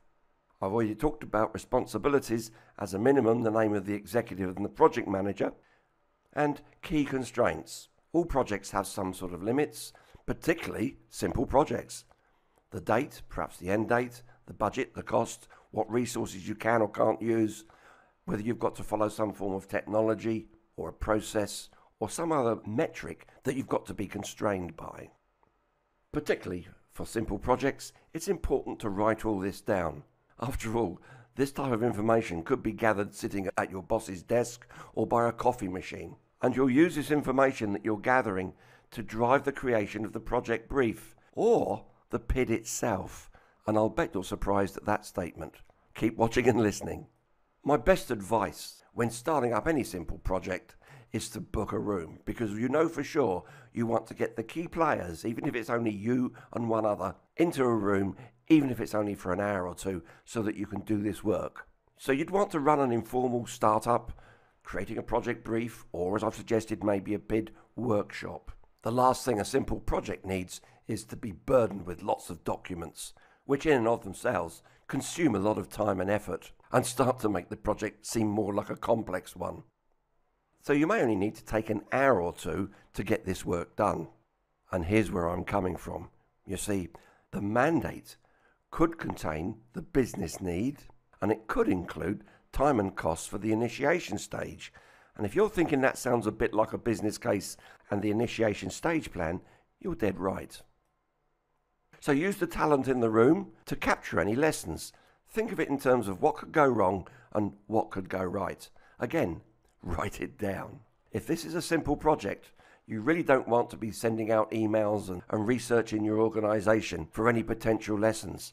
It's highly likely, since this is a simple project, that such a thing really hasn't been done very much before. So my best advice to you is, as I've said here, is to use the talent in the room, and that includes yourself, to gather any lessons that should be applied to this. The mindset for me would be, if this were a standard regular sized project, a more complex one if you will, what lessons have we all learned from those, and are there any of them that could apply to a simple project? So you need to hold an upfront review and form rough estimates for the project's costs, timescales, benefits and risks, and pointing your eyes back to the fact that much of that could already be contained within the mandate. So, assuming it isn't, you need to scratch out a down and dirty business case. Now, the business reasons why you need to do it could just be get on and do it, or we've got to do it, for example, something that conforms with new legislation, or it might just be you're sent an email. In other words, the business case could exist only in electronic form. And the two main points of confusion about a business case, check out the PRINCE2 management product if you will, are the difference between reasons and benefits. Just a polite reminder here, whenever you talk about the reasons for doing a project, they're in the past, whereas the benefits are in the future. So for your simple project, the reason may be that new legislation has been brought out and you therefore must change your process, and the benefits to occur in the future are that your projects will now comply with that new legislation, and the benefits may be simple compliance. Again, write them down. And the other aspect in a business case that can cause confusion are the business options. And since this is a small and simple project, you could argue, quite rightly, that the 3 business options given, that is, do nothing, do the minimum, or do something, is that since by definition you're told it's a simple project, it's do the minimum. So there's no real need to go and ask the executive to do it. You, the project manager, can make the 3-second obvious decision that we're doing something quick and dirty. Do the minimum, in other words. And the final point I want to make about a general business case is that are there any business constraints? And if this really is an internal simple project, the answer may be there are none. So here's the turning point for you, and where most of my students start to get confused about tailoring. The official guide says quite clearly, confirm the project mandate contents and create a project brief. And within the project brief, you'll have the project approach, for example, whether you're going to use internal resources or external resources. And because this is a simple project, the project approach will be fairly obvious. You'll also have in the project brief an outline business case, and this will be refined when you create the PID. And something called the project product description, which contains the acceptance criteria for the end product of the project. So apart from the plan for an initiation stage, these are the 2 main documents you'd be concerned with. And yes, for a simple project, you'd want to develop these live with the team in a workshop environment. But why the question mark? Well, I'll tell you. You see, maybe not. Yes, you'd want to confirm the project mandate contents, but for a small simple project, project mandate really could contain the business need plus the time cost for the initiation stage. So you really don't need a separate initiation stage plan. And here's the big shocker. Who says you need a project brief? Remember this, the official PRINCE2 manual makes it quite clear. You take the mandate, you expand and refine it to become the project brief, and then you expand and refine that in the initiation stage to create the PID. So therefore the PID is some refinement and an expansion of the original mandate. But for a small simple project, therefore, you really don't need a project brief. You could go straight from mandate to PID. And what do we mean by a simple PID? Well, it just contains 4 basic areas. The project justification, which may be identical to the business need contained in the mandate, a basic project plan, I'll come to that later, and some product descriptions. It may only be one for a simple project. In other words, the product description is the end product itself, and you still need some form of project controls, otherwise you really aren't using PRINCE2, and I'll be covering that in the coming slides. And don't forget, when it comes to project controls, things like reports, managing risks and issues, and quality, you can keep them all informally within your daily log. Because this is a blazing fast, simple project, it's important that you remind yourself to do all of the work here face to face, wherever possible.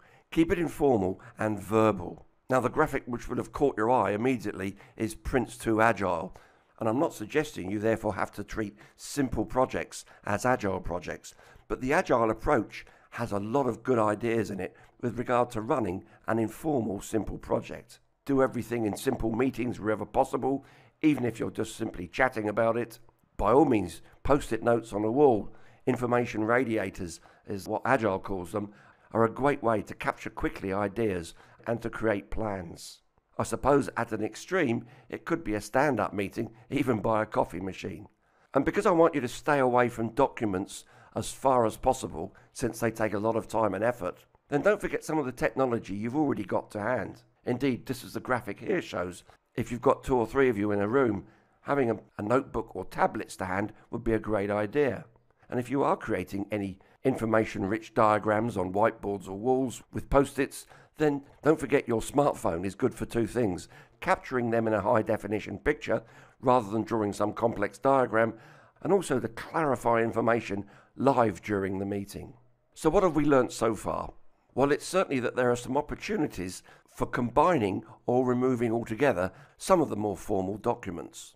And since I've dared to suggest that you take the mandate and refine that directly into the project initiation documentation, then it suggests also that there's some scope here for combining processes.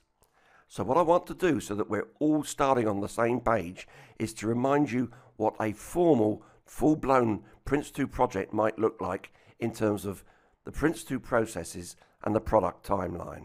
So stay with me here, because over the coming slides I'm going to strip this bare and show you exactly what a simple project would look like. So starting pre-project with the project mandate, this is issued and it's a trigger, as you know. And the first process it would trigger is the starting up a project process. This is all pre-project. Again, just reminding you of some of the things you need, and that is to design and appoint the project management team. In starting up a project, you have two main products, the initiation stage plan and the project brief. And a reminder here that for a normal project, you can have one or more delivery stages. And as I'm about to show you, I'm just going to use 3 delivery stages for a normal type of project. So starting up a project culminates with the project manager requesting the project board to give authority for the official start of the project. In a normal project, this would often be a formal meeting. And assuming the go-ahead is given, you're now in the first of at least 2 stages within PRINCE2, and the first stage is always called the initiation stage. What you would use here is the process called initiating a project, whose main purpose is to create the project initiation documentation. The manual recommends that since benefits will typically be realised after project completion, that it's best to keep the benefits review plan as a separate document. So at a helicopter view, they're the main 2 management products that come out of the initiation stage. But that's not quite all, is it? You see, you would use the managing a stage boundary process, and amongst other things, you would create the stage plan for the next stage, whatever that is. And at the end of the initiation stage, since that is, as the name suggests, a stage, you have an end stage assessment. Again, typically, that would be a formal face-to-face meeting with the project board, possibly with the project manager, presenting the information from the initiation stage to get their approval to proceed. One of the key things they'd want, of course, is the stage plan, since if you are going to go ahead, the stage plan contains the timescale, costs and resources needed to carry that work out. A quick reminder here that the initiation stage plan that was created in starting up a project therefore contains information on everything that needs to occur in the initiation stage, and that means not just the creation of the PID and the benefits review plan, but also the work done in managing a stage boundary. Okay, now let's go into the stages. Because I'm suggesting this is a normal project, I'm just going to make the assumption that you've got a further 2 delivery stages. You could have many more than that, of course. So what happens here? Well, now the project manager would use the process of controlling a stage, where the objective there is that the project manager manages and the specialist products are created by the specialist team, and they have their own process called managing product delivery. Typically a team manager and the specialist team, although it may just be the specialist team themselves. So the first thing the project manager would want to do is to issue the first, or maybe the only, work package within that stage. The team manager or the team needs to accept and agree that work package, and then the work of creating the specialist products begins. Within the work package, it would lay out exactly how often the team has to report progress back to the project manager. This is called a checkpoint. It may be a report, it may be a meeting. Typically, this might be weekly. The project manager also has a responsibility. You see, it's the directing a project process down here, which is where the project board live. And it is they that agreed the start in the first place and were responsible for giving approval at the end stage assessment. So within the work package, it will explain exactly how often the team are to deliver regular checkpoints. It may be a report, it may be a meeting, and typically these would occur weekly. When the work on the work package has been completed, then the team need to inform the project manager that the work package has indeed been completed. But the project manager also has a responsibility to the project board.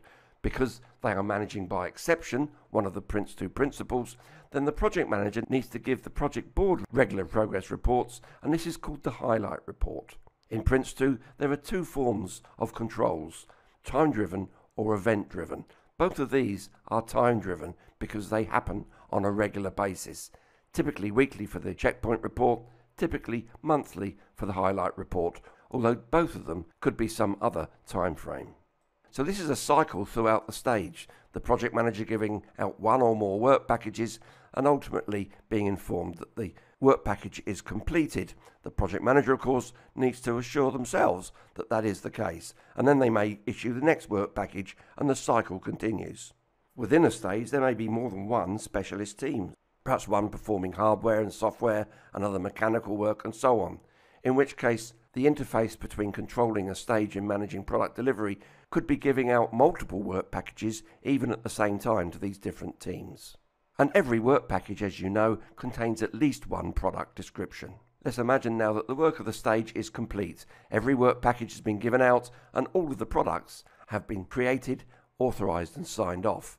The project manager will now use the process managing a stage boundary to update the PID and carry out product-based planning to create the stage plan for the next stage. In my example here, it's the third and final one.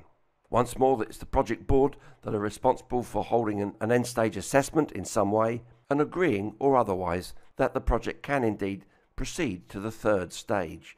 In my example, it's also the final stage. So one more time, I won't go through it again. You have the interface between controlling a stage and managing product delivery with regular checkpoints and so on, and the project manager giving regular highlight reports back to the project board. The difference in the last stage, whether it's the third or whatever number, is that the project manager uses the closing a project process, in this case, to close the project. Now, the project manager can only request closure because it's the project board that are responsible for authorizing that. Good. So what you've just had is what a normal project looks like. But the whole purpose of this video is to talk about a small project. So it's the next slides you'll be most interested in as I peel away the different layers of the onion skin. Let's make a start. Well, for a simple project, I'm suggesting that you typically only want 2 stages. And so for the rest of these slides, I want to make that assumption. So let's clean the decks a little so you can see exactly what's going on here. What we're saying is we don't need a third stage. So let's move it and show now that the project looks exactly the same. There's no smoke and mirrors here, nothing up my sleeve. I've merely reduced it to showing 2 stages, the initiation stage plus 1 delivery stage. Everything else has remained the same. But let me just clean the decks a little just to help me in the coming slides. Watch carefully, I'm not changing anything, I'm just moving stuff around a little. There we go. You've still got the project plan and you've still got the stage plan for the initiation stage. Okay, good. Now, first up, on a simple project, the mandate could be an email. Yes, indeed. And in that email, as I've suggested, it could have other aspects such as the business need included. Now, that won't change our picture in any way, so keep watching. As I suggested, although the mandate could be an email, it could outline the business need.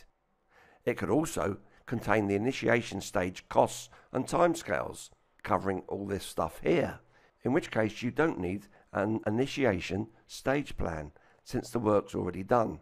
So goodbye to that. What's next? Well, on a simple project, the project brief may not be needed. As I've suggested, the project mandate is normally refined into the project brief, but if you have sufficient information within a simple project, then we really don't need the project brief either. Why? Because the mandate could be expanded directly, leading to the creation of a simple PID. Let's see what that looks like. Goodbye project brief. And if it's a simple PID, then we wouldn't really want any other documents. So the benefits review plan as a separate document is no longer needed. So goodbye to that as well. So let's just clean the decks and see where we've got to. Okay, it's looking somewhat simpler already, but stay with me, there's more fun to come. So the pre-project time frame and the initiation stage could be combined. Why? Well, we're taking the mandate and we're jumping straight to the PID, in which case the pre-project and the initiation stage is really one time frame. So let's repaint that picture right now. There we go. I haven't changed anything else. I've merely combined this into one. And this shows exactly what we're doing. We're taking the mandate, we still need the project team, and we refine the project mandate into the PID itself. Everything else thus far looks the same. Let's continue. I want to remind you of something I said in an earlier slide. The daily log could be used to record risks, issues, lessons, and the quality results. What does that mean? It means aspects such as configuration item records could be used in the daily log. The issue register is not needed because the daily log is acting as that, along with the lessons log, and along with the risk register and the quality register. The quality register, if you remember, is there to record the outcome of the quality checks on the product descriptions. And of course, the daily log, for example, if it's a Filofax or similar, could be used to develop the project plan. Now, what I'm inferring here is not that you draw a project plan inside your Filofax, because one of the things about the project plan is you need to get the project board to approve it, and loaning them your Filofax isn't very practical. But certainly to develop the ideas within the project plan, you could do that in the daily log quite easily. In a normal, more complex project, you may well use a planning tool such as Microsoft Project. You may want to produce a simple version here. On the other hand, if it's a simple project with only one delivery stage, it's almost something you could sketch out, possibly on a whiteboard, and take a picture of it with someone's smartphone. So what does that bring us to? Let me now expand the project initiation documentation. Since we've agreed for a simple project, this is going to be simple as well. So a simple PID, which will include the project plan, one or more product descriptions, that's it, and details of how you're going to control the project. From my earlier slides, you'll know it's going to be simple, informal, and face-to-face as much as possible. Although the project manager may simply email a highlight report to whoever the project board is. And the project board at its simplest may simply be one individual, representing business, user, and supplier. So the simple PID includes project justification, which in effect is the business case, a basic project plan, and also one or more product descriptions. You may after all only have one product in this simple project, and details of how you're going to control the project. And those details could indeed be held in your Filofax. So what else can we strip away? Well, I'm suggesting the project manager would hold regular verbal checkpoints. So there's absolutely no need for a checkpoint report. Be careful here. That doesn't mean that checkpoints won't happen. It's merely that they'll be discussed, possibly by the project manager walking up to the specialist team, whoever that is. How are you doing? What have you done? And what's remaining? So it's goodbye checkpoint reports. What else? Well, there's no need for stage plans. After all, since there's only one delivery stage, the project plan covers all the remaining work after the project initiation documentation has been approved. Put simply, the project plan will cover the second stage, since the project plan covers this point in time right the way through to the end of the project. So if it's goodbye to stage plans, there's also no need for team plans and work packages, since you're working at project level with project tolerances and creating the product or products in that project. So goodbye work packages. Notice you'd still want the project manager using the controlling a stage process and the specialist team using the managing product delivery process, but it's being done a lot more informally. So if we're using verbal checkpoints in this simple project, why on earth would you want to do anything other than have a verbal end stage report? After all, you're about to transit from the initiation stage to the one and only delivery stage. Possibly a brief meeting with everyone present is all you'd need to do. So a formal end stage assessment will not be needed, merely a verbal agreement. So it's goodbye end stage assessment. Let's take stock on this. Since we have one delivery stage and then the project is closed at the end of it, only an end project report is needed. So goodbye to that, and the end project report in and of itself should include aspects such as follow-on action recommendations. Do you remember those are any remaining issues that need to be worked, and identifying anyone that needs to do any follow-up, such as measuring benefit realizations. That's merely a reminder of anything that needs to be worked on once the project has completed. The benefits management approach should be here as well, and that is, how are you going to realize benefits with the product of the project, who should do it, and how should it be measured, and so on. Because it's a simple project, it's almost certain that the benefits management approach will also be very simple and could be merely stated in a couple of sentences. And all important, lessons report. Because this is a simple project, it could act as a benchmark for this to happen more frequently within your organization. So lessons and guidelines of what we did well and what we needed to change would be very valuable indeed. So let me now quickly summarize what we've got. We've got a startup process and the initiation stage combined as one time frame, if you will. The official start, therefore, is with the trigger of the project mandate, which could be something as simple as an email. And for a small, simple project, there's no reason at all why this shouldn't include the business need plus an expectation of initiation stage costs and timescales. Let me just pause for a moment and take time out here. If this is a small and simple project, do you agree that you could get a team together in a room and create a simple PID, including a simple project plan? How long would that take? 1 hour, 2 hours, 3 hours, 5 hours maybe? Would you agree almost certainly for a simple project, the startup and initiation stage could start and indeed finish within a 24-hour period? So when I say it needs to include the initiation stage costs and timescales, that's 1 day in duration and maybe 2 or 3 people in a room. So you really don't need a complicated initiation stage plan to work that out. You'd use the daily log for risks, issues, lessons and quality, as I've mentioned already, and to make notes on the creation of your project plan that you would create in this same meeting, because you're going to take the mandate and expand it into a simple PID consisting of project justification, simple project plan, product descriptions, 1 or more, and how you're going to carry out project controls. Most of that could be captured in the daily log, and the project manager merely email the information to others. As I've suggested, the simple project plan might be worth doing separately. So what I'm suggesting here is that you have a face-to-face end-stage assessment meeting in order to approve the PID plus the delivery stage. And because there's only one stage, it's the delivery stage, then the project plan doubles as the stage plan, therefore you don't need a stage plan. The level of detail in the project plan, along with its controls, will be adequate as it is from the beginning to the end of the one and only delivery stage. So this needs to be approved, again possibly verbally, at the end of a workshop meeting, and we're then into the delivery and final stage combination. What have we got here? We've got a project plan which we'll be using to manage the level of detail for the rest of the project. We'll be using verbal checkpoints and highlight reports, although you may want to email salient points to key stakeholders, including the project board. You're creating products using the product descriptions alone. It is their quality criteria and the methods and the resources needed that will guide the rest of this delivery stage.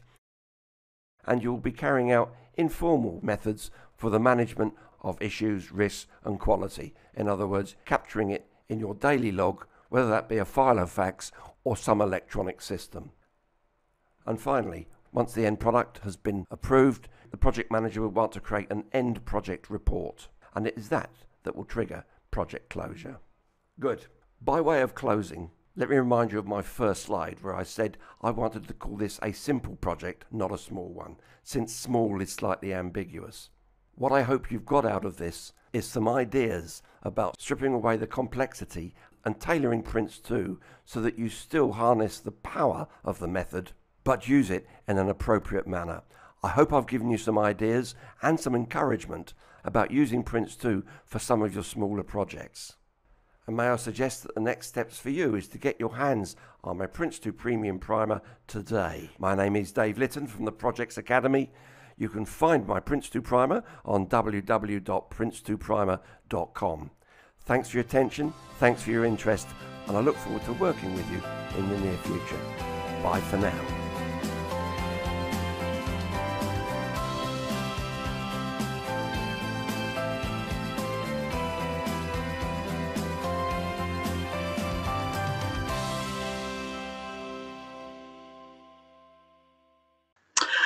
Okay, good afternoon everybody, and welcome to this session on PRINCE2 project management.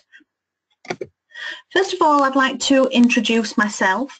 My name's Karen Swanston and I'm a trainer for ILA, specialising in PRINCE2. So let's have a look at what we're going to be covering today. Now, PRINCE2 is a fantastic methodology for project management, but how you learn about it can make a big difference to understanding it well.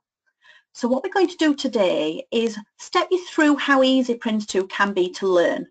We're going to look at some of the basics of the framework without overcomplicating it and provide you with some quick and easy to use hints and tips. So where do we begin?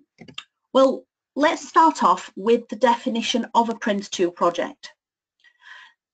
This definition here is taken straight out of the PRINCE2 manual. It says a project is a temporary organisation that is created for the purpose of delivering one or more business products according to an agreed business case. Now there's quite a few key messages on here. The first of which is saying how the project is temporary. So there is light at the end of the tunnel really. It's important that we understand just what the project is here to do and recognise that once the project has delivered what it needed to, the project then closes down and business as usual picks up and uses what the project has produced. It says it's created for the purpose of delivering one or more business product. Now PRINCE2 calls everything a product. Generally speaking, there's two types of products.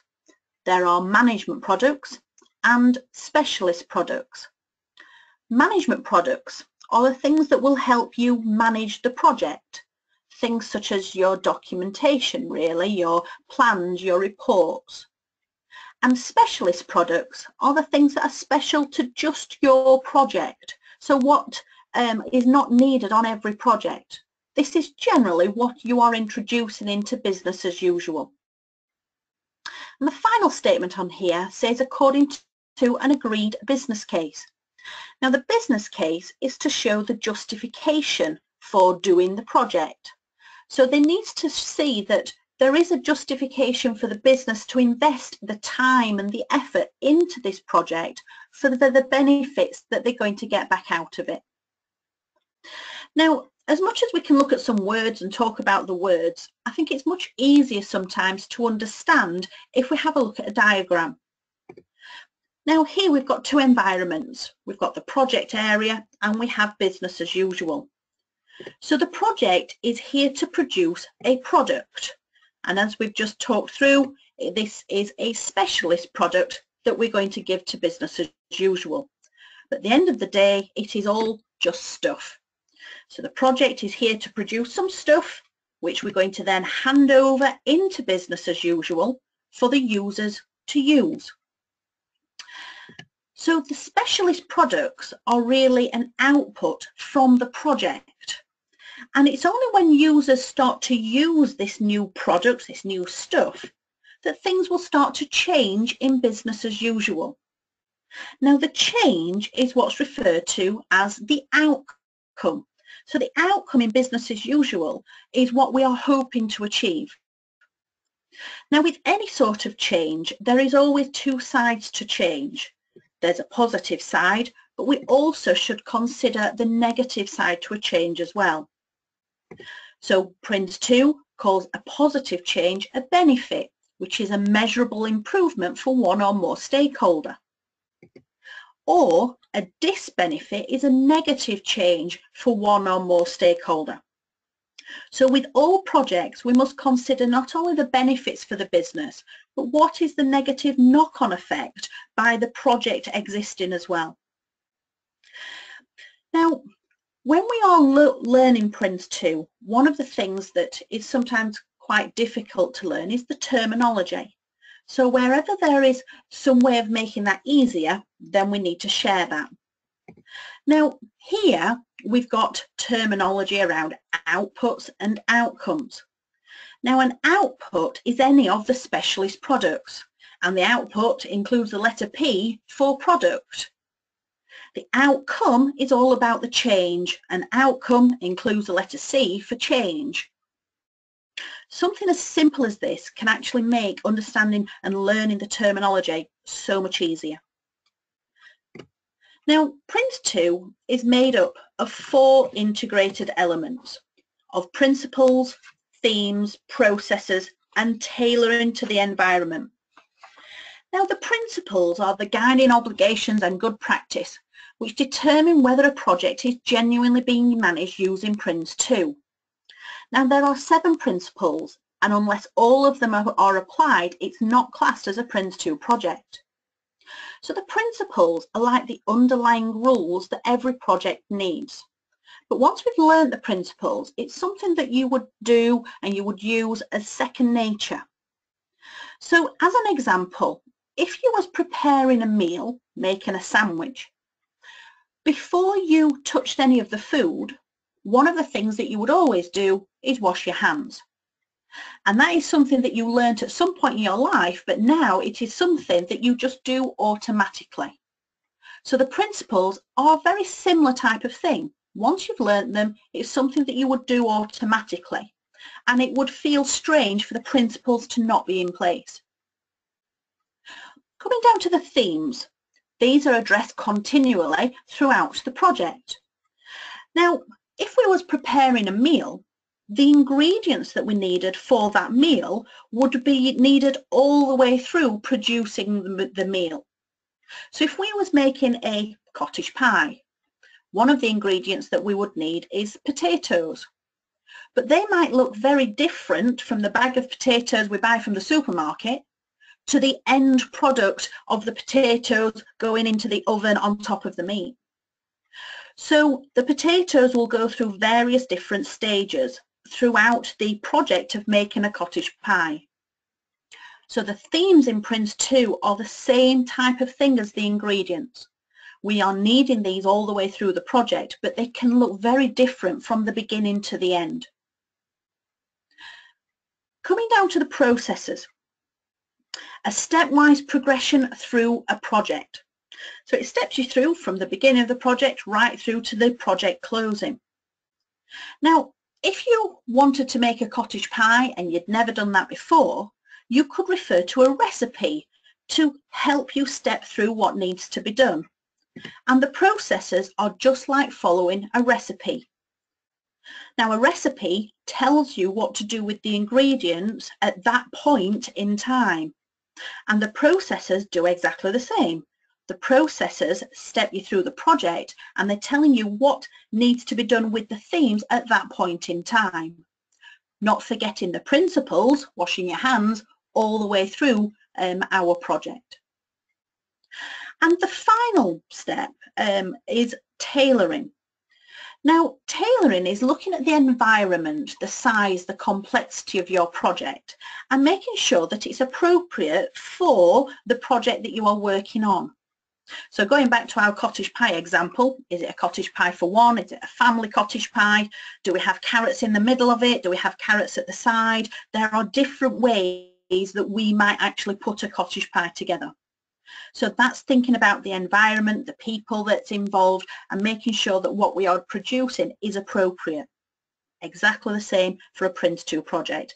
Thinking about the environment and making sure the formality and things are appropriate for that environment. Now, the principles are mentioned there. We have 7 principles which are listed down here. Continued business justification, we touched on briefly on one of the earlier slides about the justification for doing the project. So the business case is showing the justification and this needs to not only be at the beginning of the project, but the business case is updated at key points throughout the project to make sure we continue to have that justification to carry on. Learn from experience is all about what it says really, is making sure we don't make the same mistake twice. Let's learn from things that have happened before. Defined roles and responsibilities. The different people involved in the project need to make sure that they understand what their responsibilities are and also how they fit into the bigger structure of the project.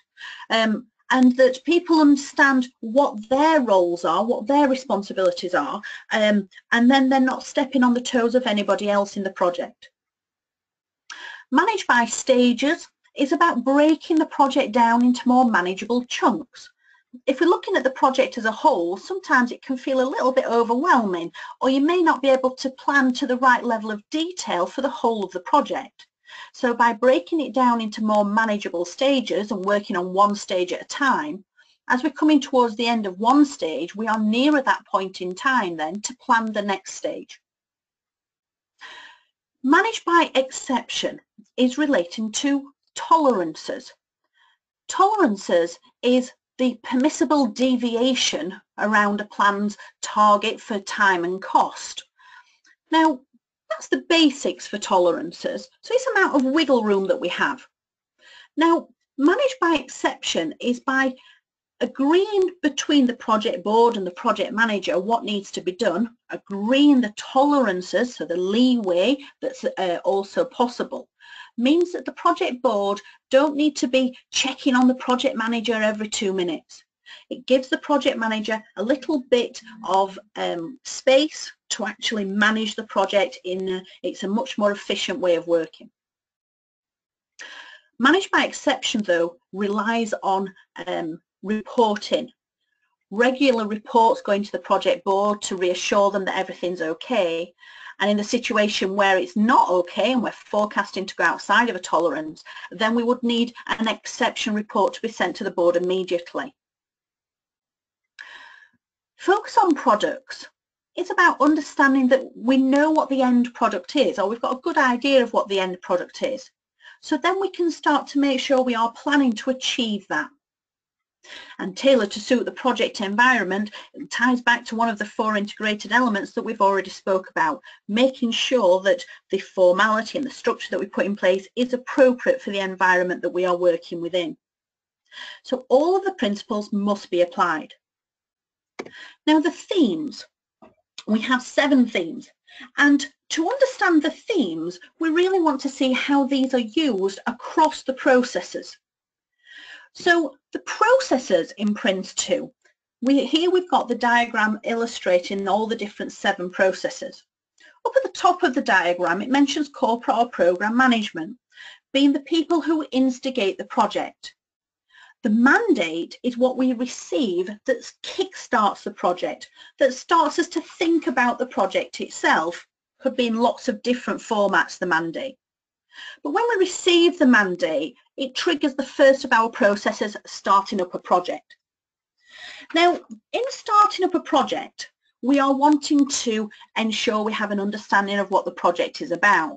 But first of all, we need to make sure we have an executive and a project manager appointed. Capture previous lessons comes back to the principle of learn from experience, to make sure that we're learning before we get into the project itself.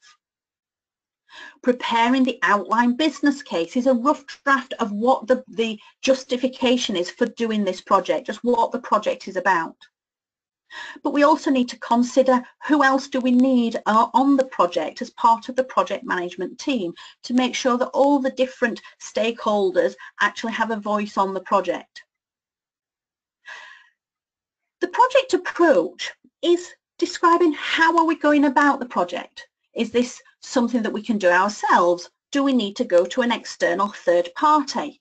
Can we simply upgrade something we've got, or do we need to have something brand new or even something bespoke created? And assembling the project brief is bringing all the information together that we know about the project at this point in time, so we can present it to the project board to allow us to move forward. The final step here is to plan the initiation stage, and that is what we are wanting to go in to do. So during starting of a project, we actually use a number of different themes. One of the themes that we use is the organisation theme, which is all about the different people that's needed on the project.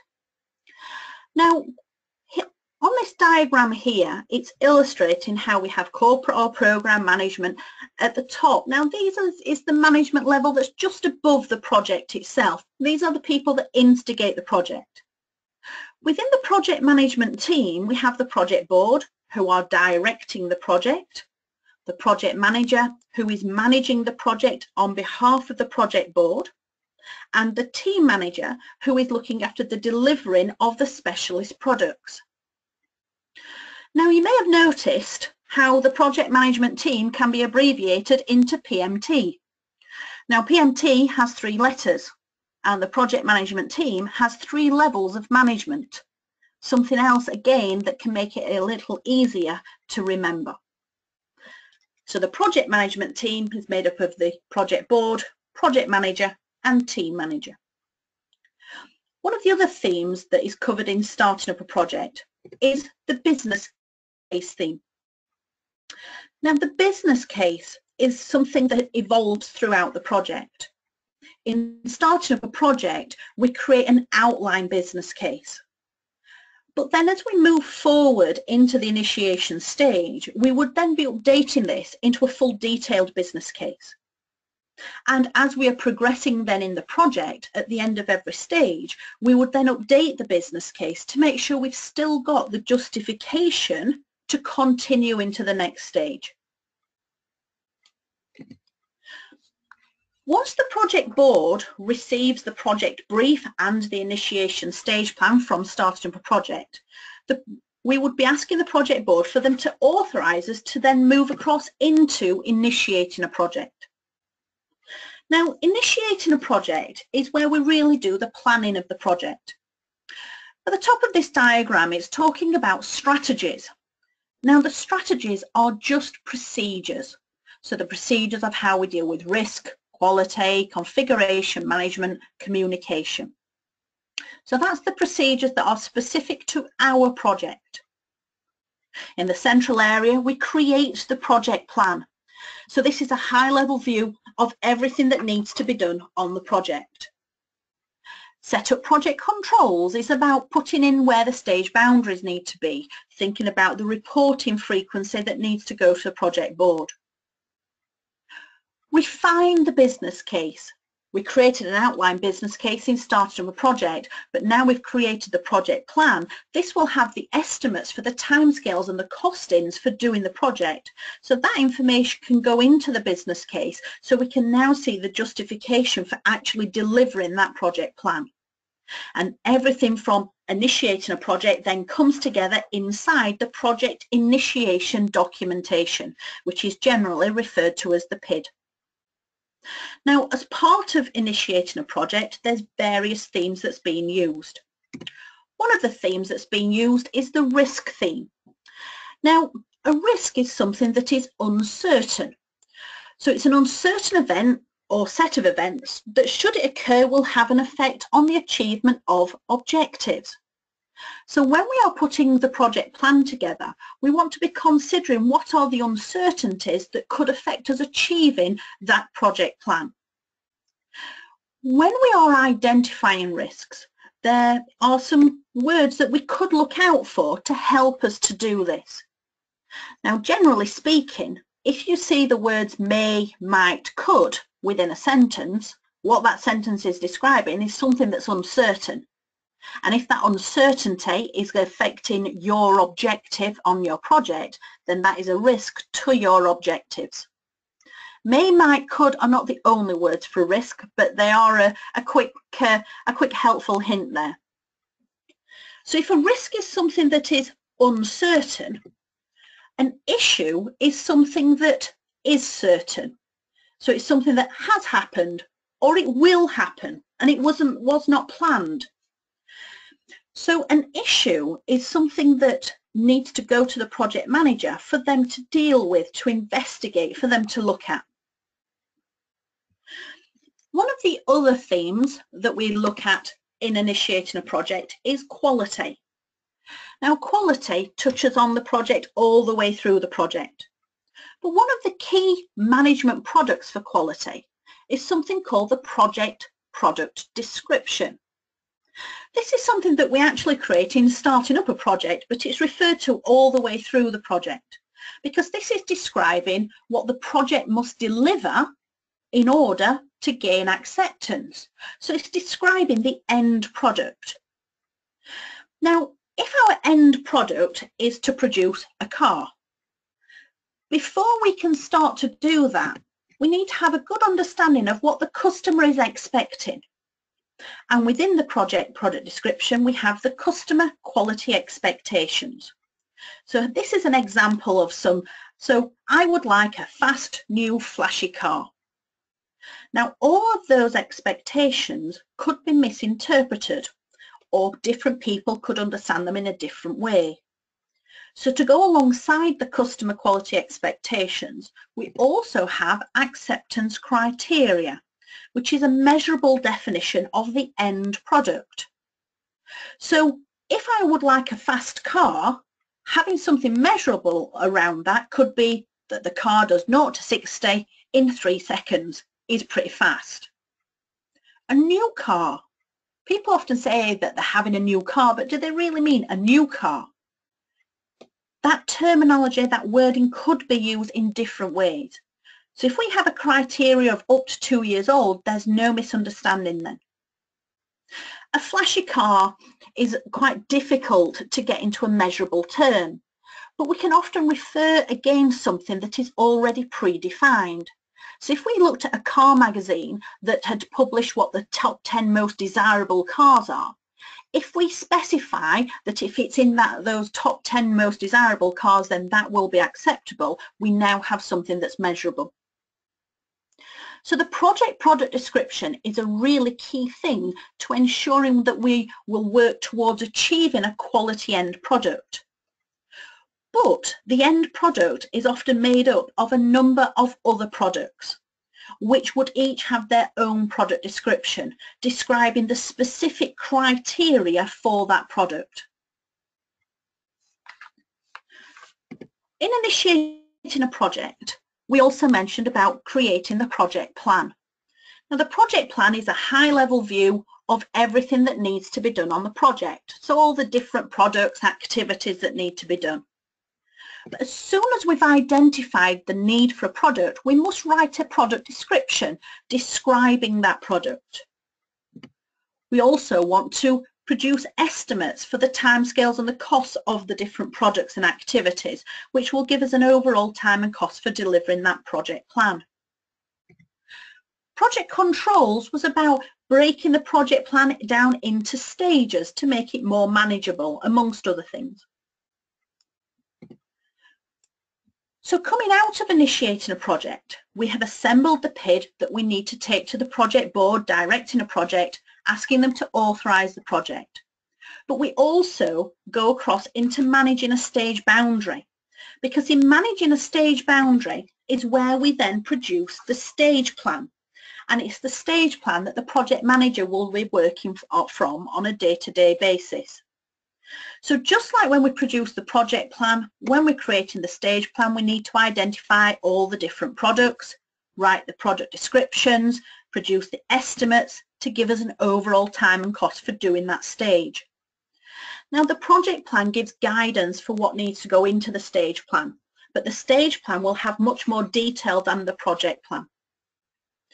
So from managing a stage boundary, we now have the stage plan that we can also take to the project board who's inside directing a project. So authorise the project and authorise a stage or an exception plan is potentially done alongside each other at the same time. So we're presenting the PID to the board to authorise the project, then we present the stage plan asking for that to be approved. Once the project board have authorised the stage, we then come down into controlling the stage. Now, controlling the stage is where the project manager will be for the majority of the time during the project, giving out a work package to the teams in managing product delivery. And the work package is describing everything that the team manager will need to know about the work that needs to be done. So a work package is the level for the team manager.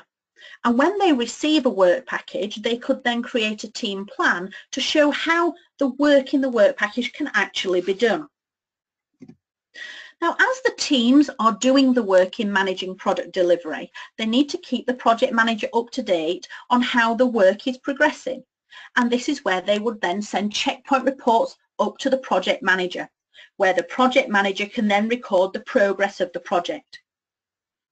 Now, progress is needed not only between the team manager and the project manager, where we send the checkpoint report, but we also need to make sure that the project board is kept up to date, and the project manager would send regular highlight reports to the project board. The project board are responsible for keeping corporate or program management up to date, and this would probably be in the format of a highlight report as well. As well as reporting on progress, we also need to think about tolerances. Each of the different levels of management would need to work within their own tolerances. So the team manager would agree the tolerances as part of the work package with the project manager. And if there's any problem with the tolerances, they'd send an issue to the project manager.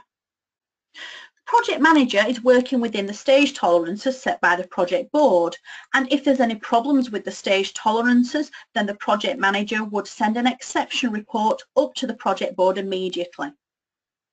The project board must work within the project tolerances that are set by corporate or program management.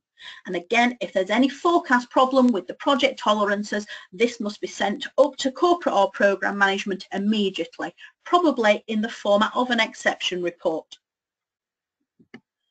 So as we're coming towards the end of a stage, from controlling a stage, we'd then come across into managing a stage boundary, where we would then start to plan the next stage. Update the project plan and the business case, create an end stage report, and hand this over to the project board, asking for authorization to move into the next stage. If they give the authorization, we're then back into controlling the stage, giving out work packages to the teams in managing product delivery, getting checkpoint reports back into controlling the stage, and so on. As we're coming towards the end of the stage, if this is the final stage, we would then be moving across into closing a project, where we want to then confirm that all the products are completed. We would evaluate the project and look at lessons that have been learned to move forward for the next project. So we'd hand everything over to the project board, where they would then formally authorize the project closure. Now, during this session, we've actually stepped through some of the basic concepts of PRINCE2, hopefully without overcomplicating it, and provided you with some quick and easy to use hints and tips. So remember to look out for those words of may, might or could for a risk, or has or will for an issue. Now we're coming towards the end of the session now, but what I'd like to do is throw it open for any questions. So if you do have any questions, if you could pass those across now, I will do my best to try to answer them.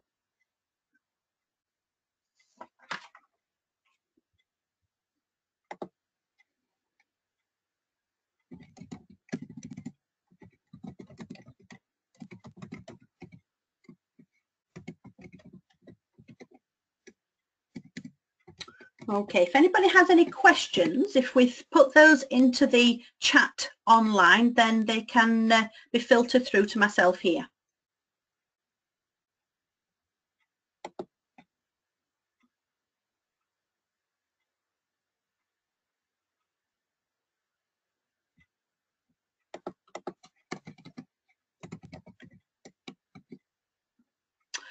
Okay, we've had one question about whether we will receive a copy of the presentation, and everything that you've seen today will actually be able to be sent out on an email, so everybody will receive this.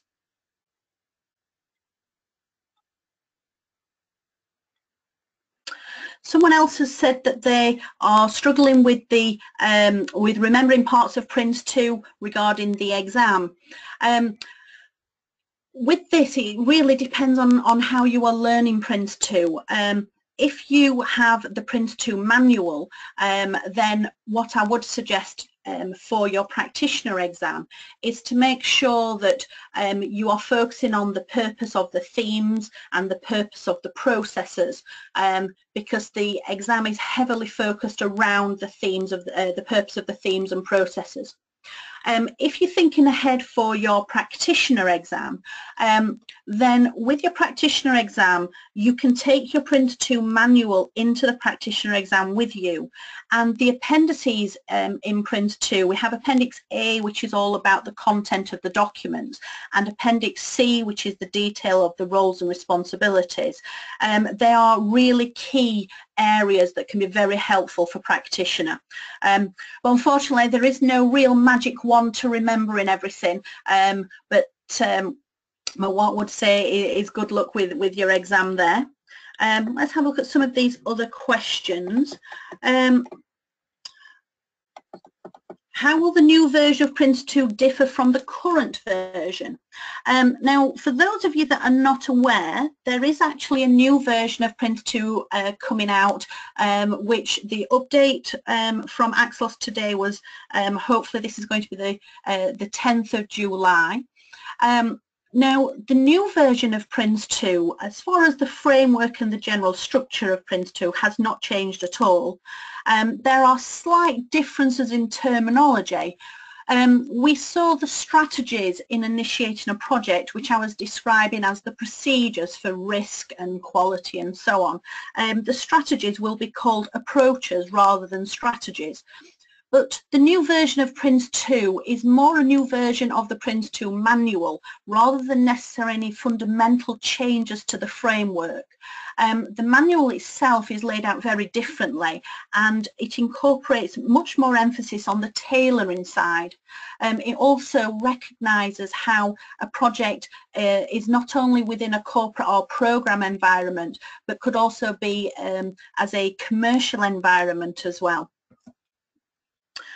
So if people are considering the current version and the new version of PRINCE2, one of the other differences is when it comes to the practitioner exam. The practitioner exam under the current version is, once you've passed the exam, that qualification is valid for 5 years. Under the new practitioner exam, the qualification will be valid for 3 years.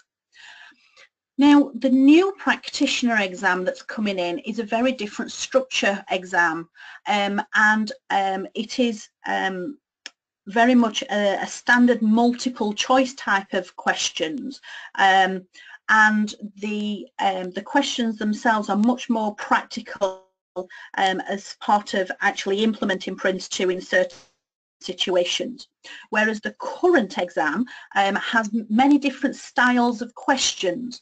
So there are some benefits of actually doing your practitioner now, as far as having the 5-year qualification, or there's also other benefits of having a slightly different structured exam come the summer. Let's have a look at some of these other questions. Scrolling through.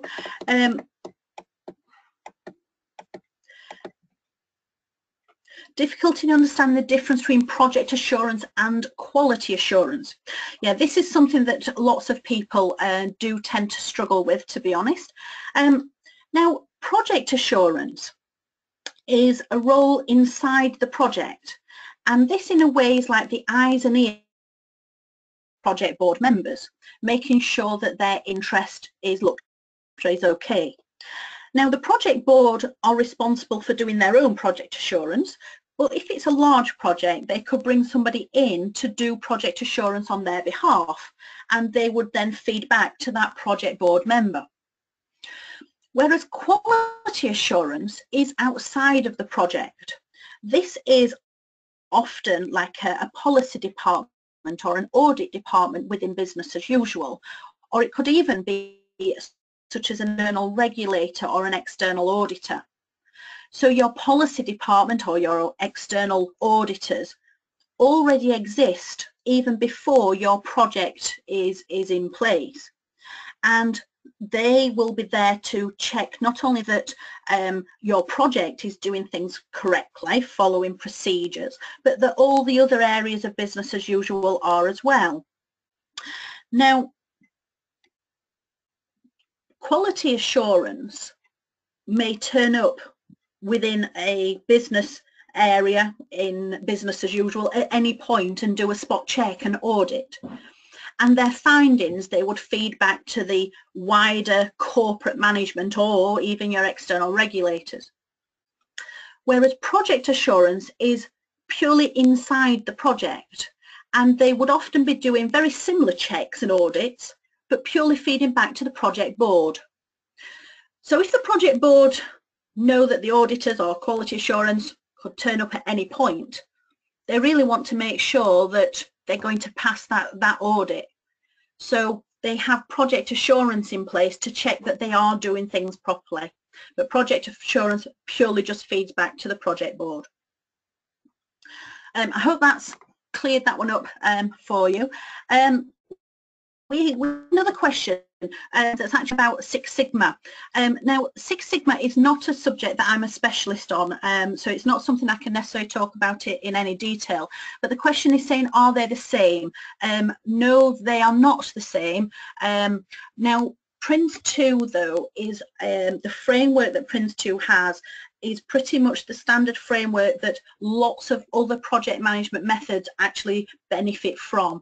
But as I say, I'm not an expert on Six Sigma, so apologies, I can't actually just talk about that today. Is there any other questions from anybody? I think I've come to the end of the questions through on my list here. Oh, sorry, there's a few more come through now.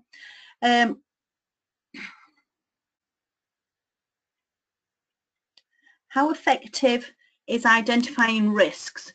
Sometimes risks can be created so that the identifiers have jobs. Yeah, quite an interesting one, that one. Now, as a trainer, not only do I teach project management, but I also teach risk management, MOR. And one of the things as part of identifying the risks is the person who identifies the risk is not necessarily the person who is going to be given the work to deal with it. And that is something that is quite fundamental as part of risk management, because if every time somebody identifies a risk they are going to then get the work to deal with that, then people will be reluctant to identify risks, and it's not necessarily a good way of working. The thing we need to think about with risk is risk management is something that is about working in a very proactive way. When people first start to talk about risk, they can see, or they can come across as if a risk is a negative, a bad thing. But in fact, it's absolutely the opposite, because a risk is something that's uncertain related to your object. And you can identify some of those uncertainties. Even without doing anything about them, you're in a better position because you have more knowledge. But by having that understanding of what risks there actually are, means that you can work in a proactive way to try to reduce them, or in some cases, stop the threats from happening. But risk management is also about positive side of uncertainty as well. And sometimes if we don't consider opportunities, then opportunities can sometimes pass us by. But I think generally speaking, most people when they first start to talk and listen and think about risk, they do see it on very much of a negative side, but it is far from that. It's very much a proactive way of working. Let's have a look at another question. Can I have some information on courses you offer to get PRINCE2 accredited? Yes, once we've completed with the questions, the next slide that I'm going to finish off with will actually have all the contact details. So if you're wanting to do that, then please bear with me until we come to that slide, if that's okay. Are there any plans for standardizing the terminology with the other project association PMP? Not that I am aware of. Topical or adaptable is PRINCE2 for. Now, for different types of projects, so how can PRINCE2 be adapted for different types of projects? Every single project is different, having its different objectives, its different ways of working within people's organisations. And one of the things that PRINCE2 is very, very strong on is about tailoring. The principles are the underlying rules and they all need to be there. But how you actually manage your project and how you develop that for your end product can very much be tailored. The project product description, where we were talking about the description of the end product, sometimes we don't always know exactly what that end product is, but if we are focused on what we believe the end product to be, that project product description can also evolve through change control if need be. but tailoring is something that is really important within PRINCE2. A number of years ago, people used to look at PRINCE2 as a very rigid and very structured framework, and it's far from that. You may have heard about Agile project management and PRINCE2 with Agile. But PRINCE2 on its own is a very agile way of working as well, because of the use of tailoring and how you actually structure your project itself. So it can very much be adapted for any different type of project. I think we're coming to the end of the questions. So what I think we should do now is move on to the final slide, which is the information. If you are wanting more information, as far as you can have a look on our website. There's a contact number there as well as some of the direct emails for various people within ILX. So if you are wanting any further information or information about the courses that we run, then feel free to contact us on there. But other than that, I'd like to thank you for your time, and hopefully you've got a lot out of this session. So thank you very much, and goodbye.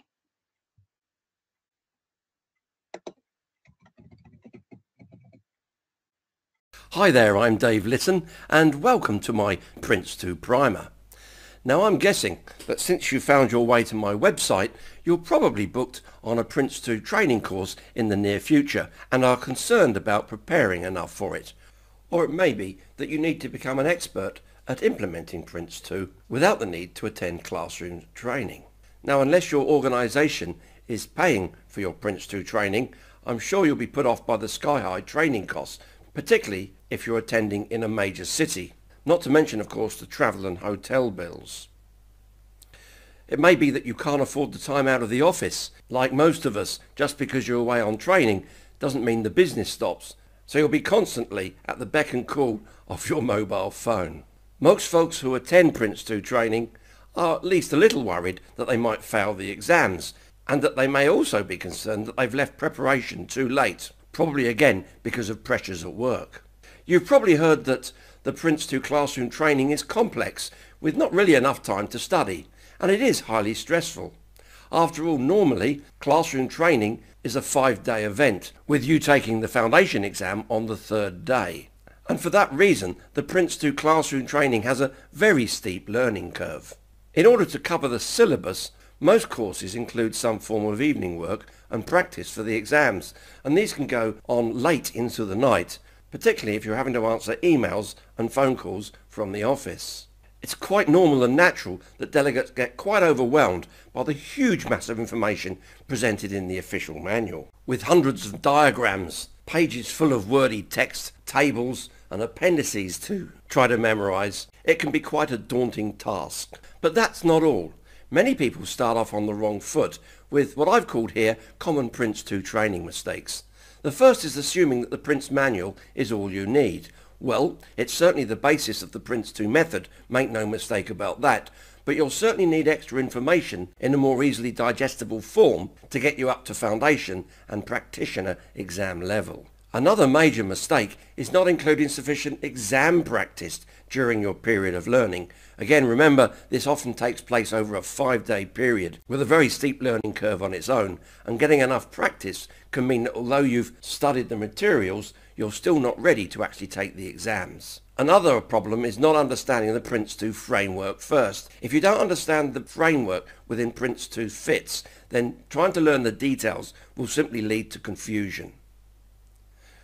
And the other one is assuming some form of learning miracle will occur within the next few days. When you turn up on a Monday morning, you know that you've probably got to your first exam on Wednesday afternoon or possibly Thursday, and then you've got the practitioner normally on Friday afternoon. Yet another is assuming that PRINCE2 is just about project management. It's not, as I've suggested above. It's actually a framework within which successful projects can flourish and be successful. Many successful project managers turn up for PRINCE2 training assuming that their knowledge of project management will get them through with just a little bit of extra work regarding the manual. This is not true.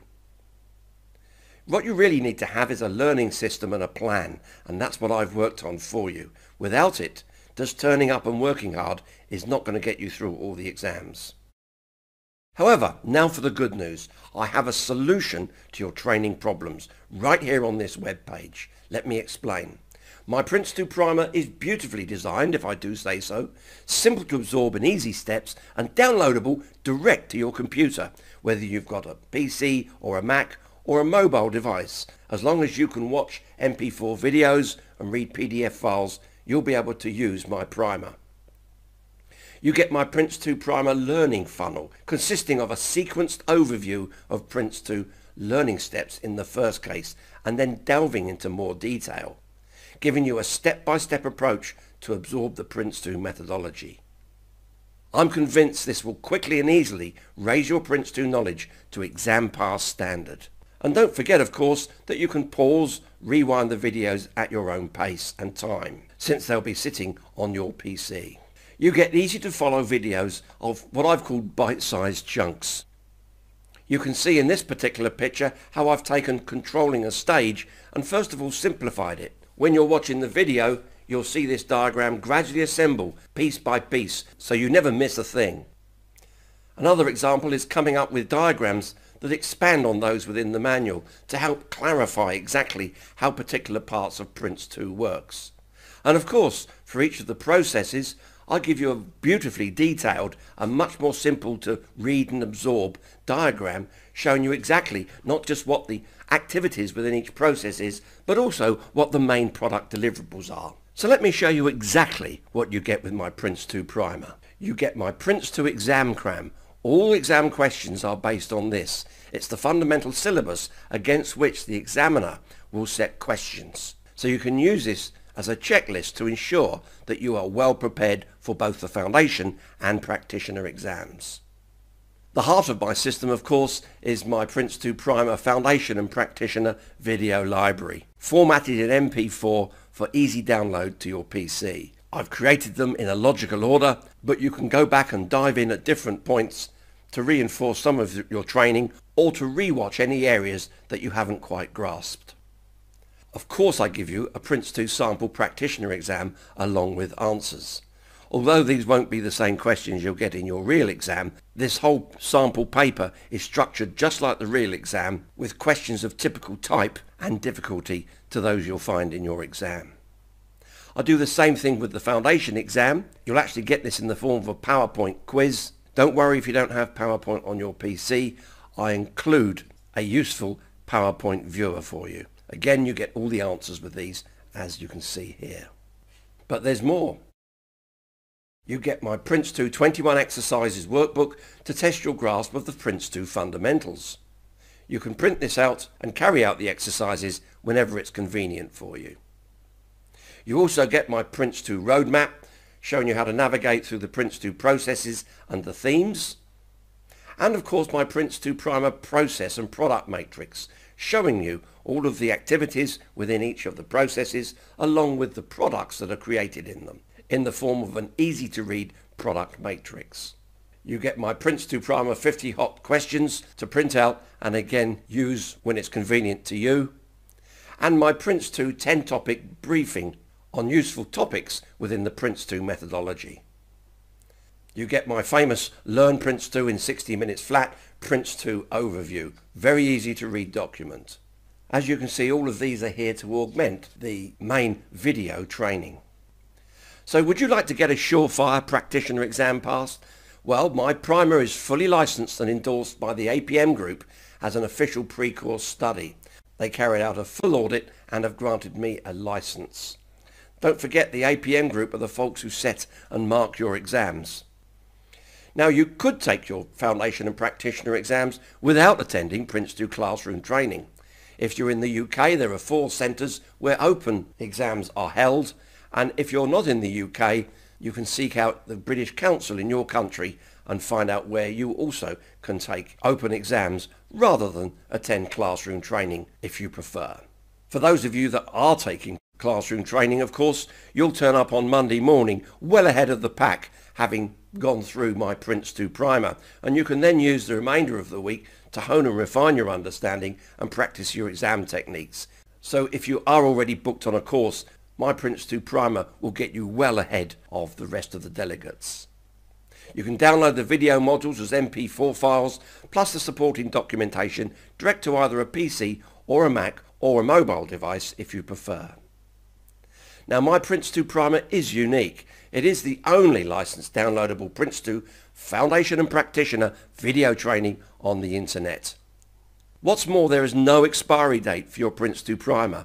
Unlike other online training, you don't have a time limit set.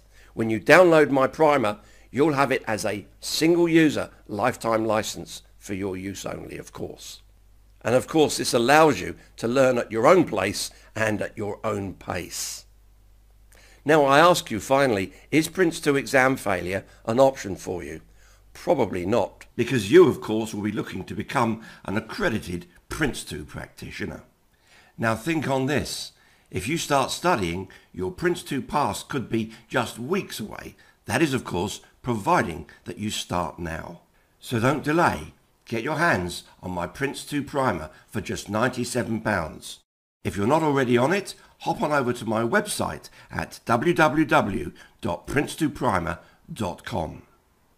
So thank you very much for watching my video. I'm Dave Litton, and I look forward to working with you again when we meet in my PRINCE2 Primer videos.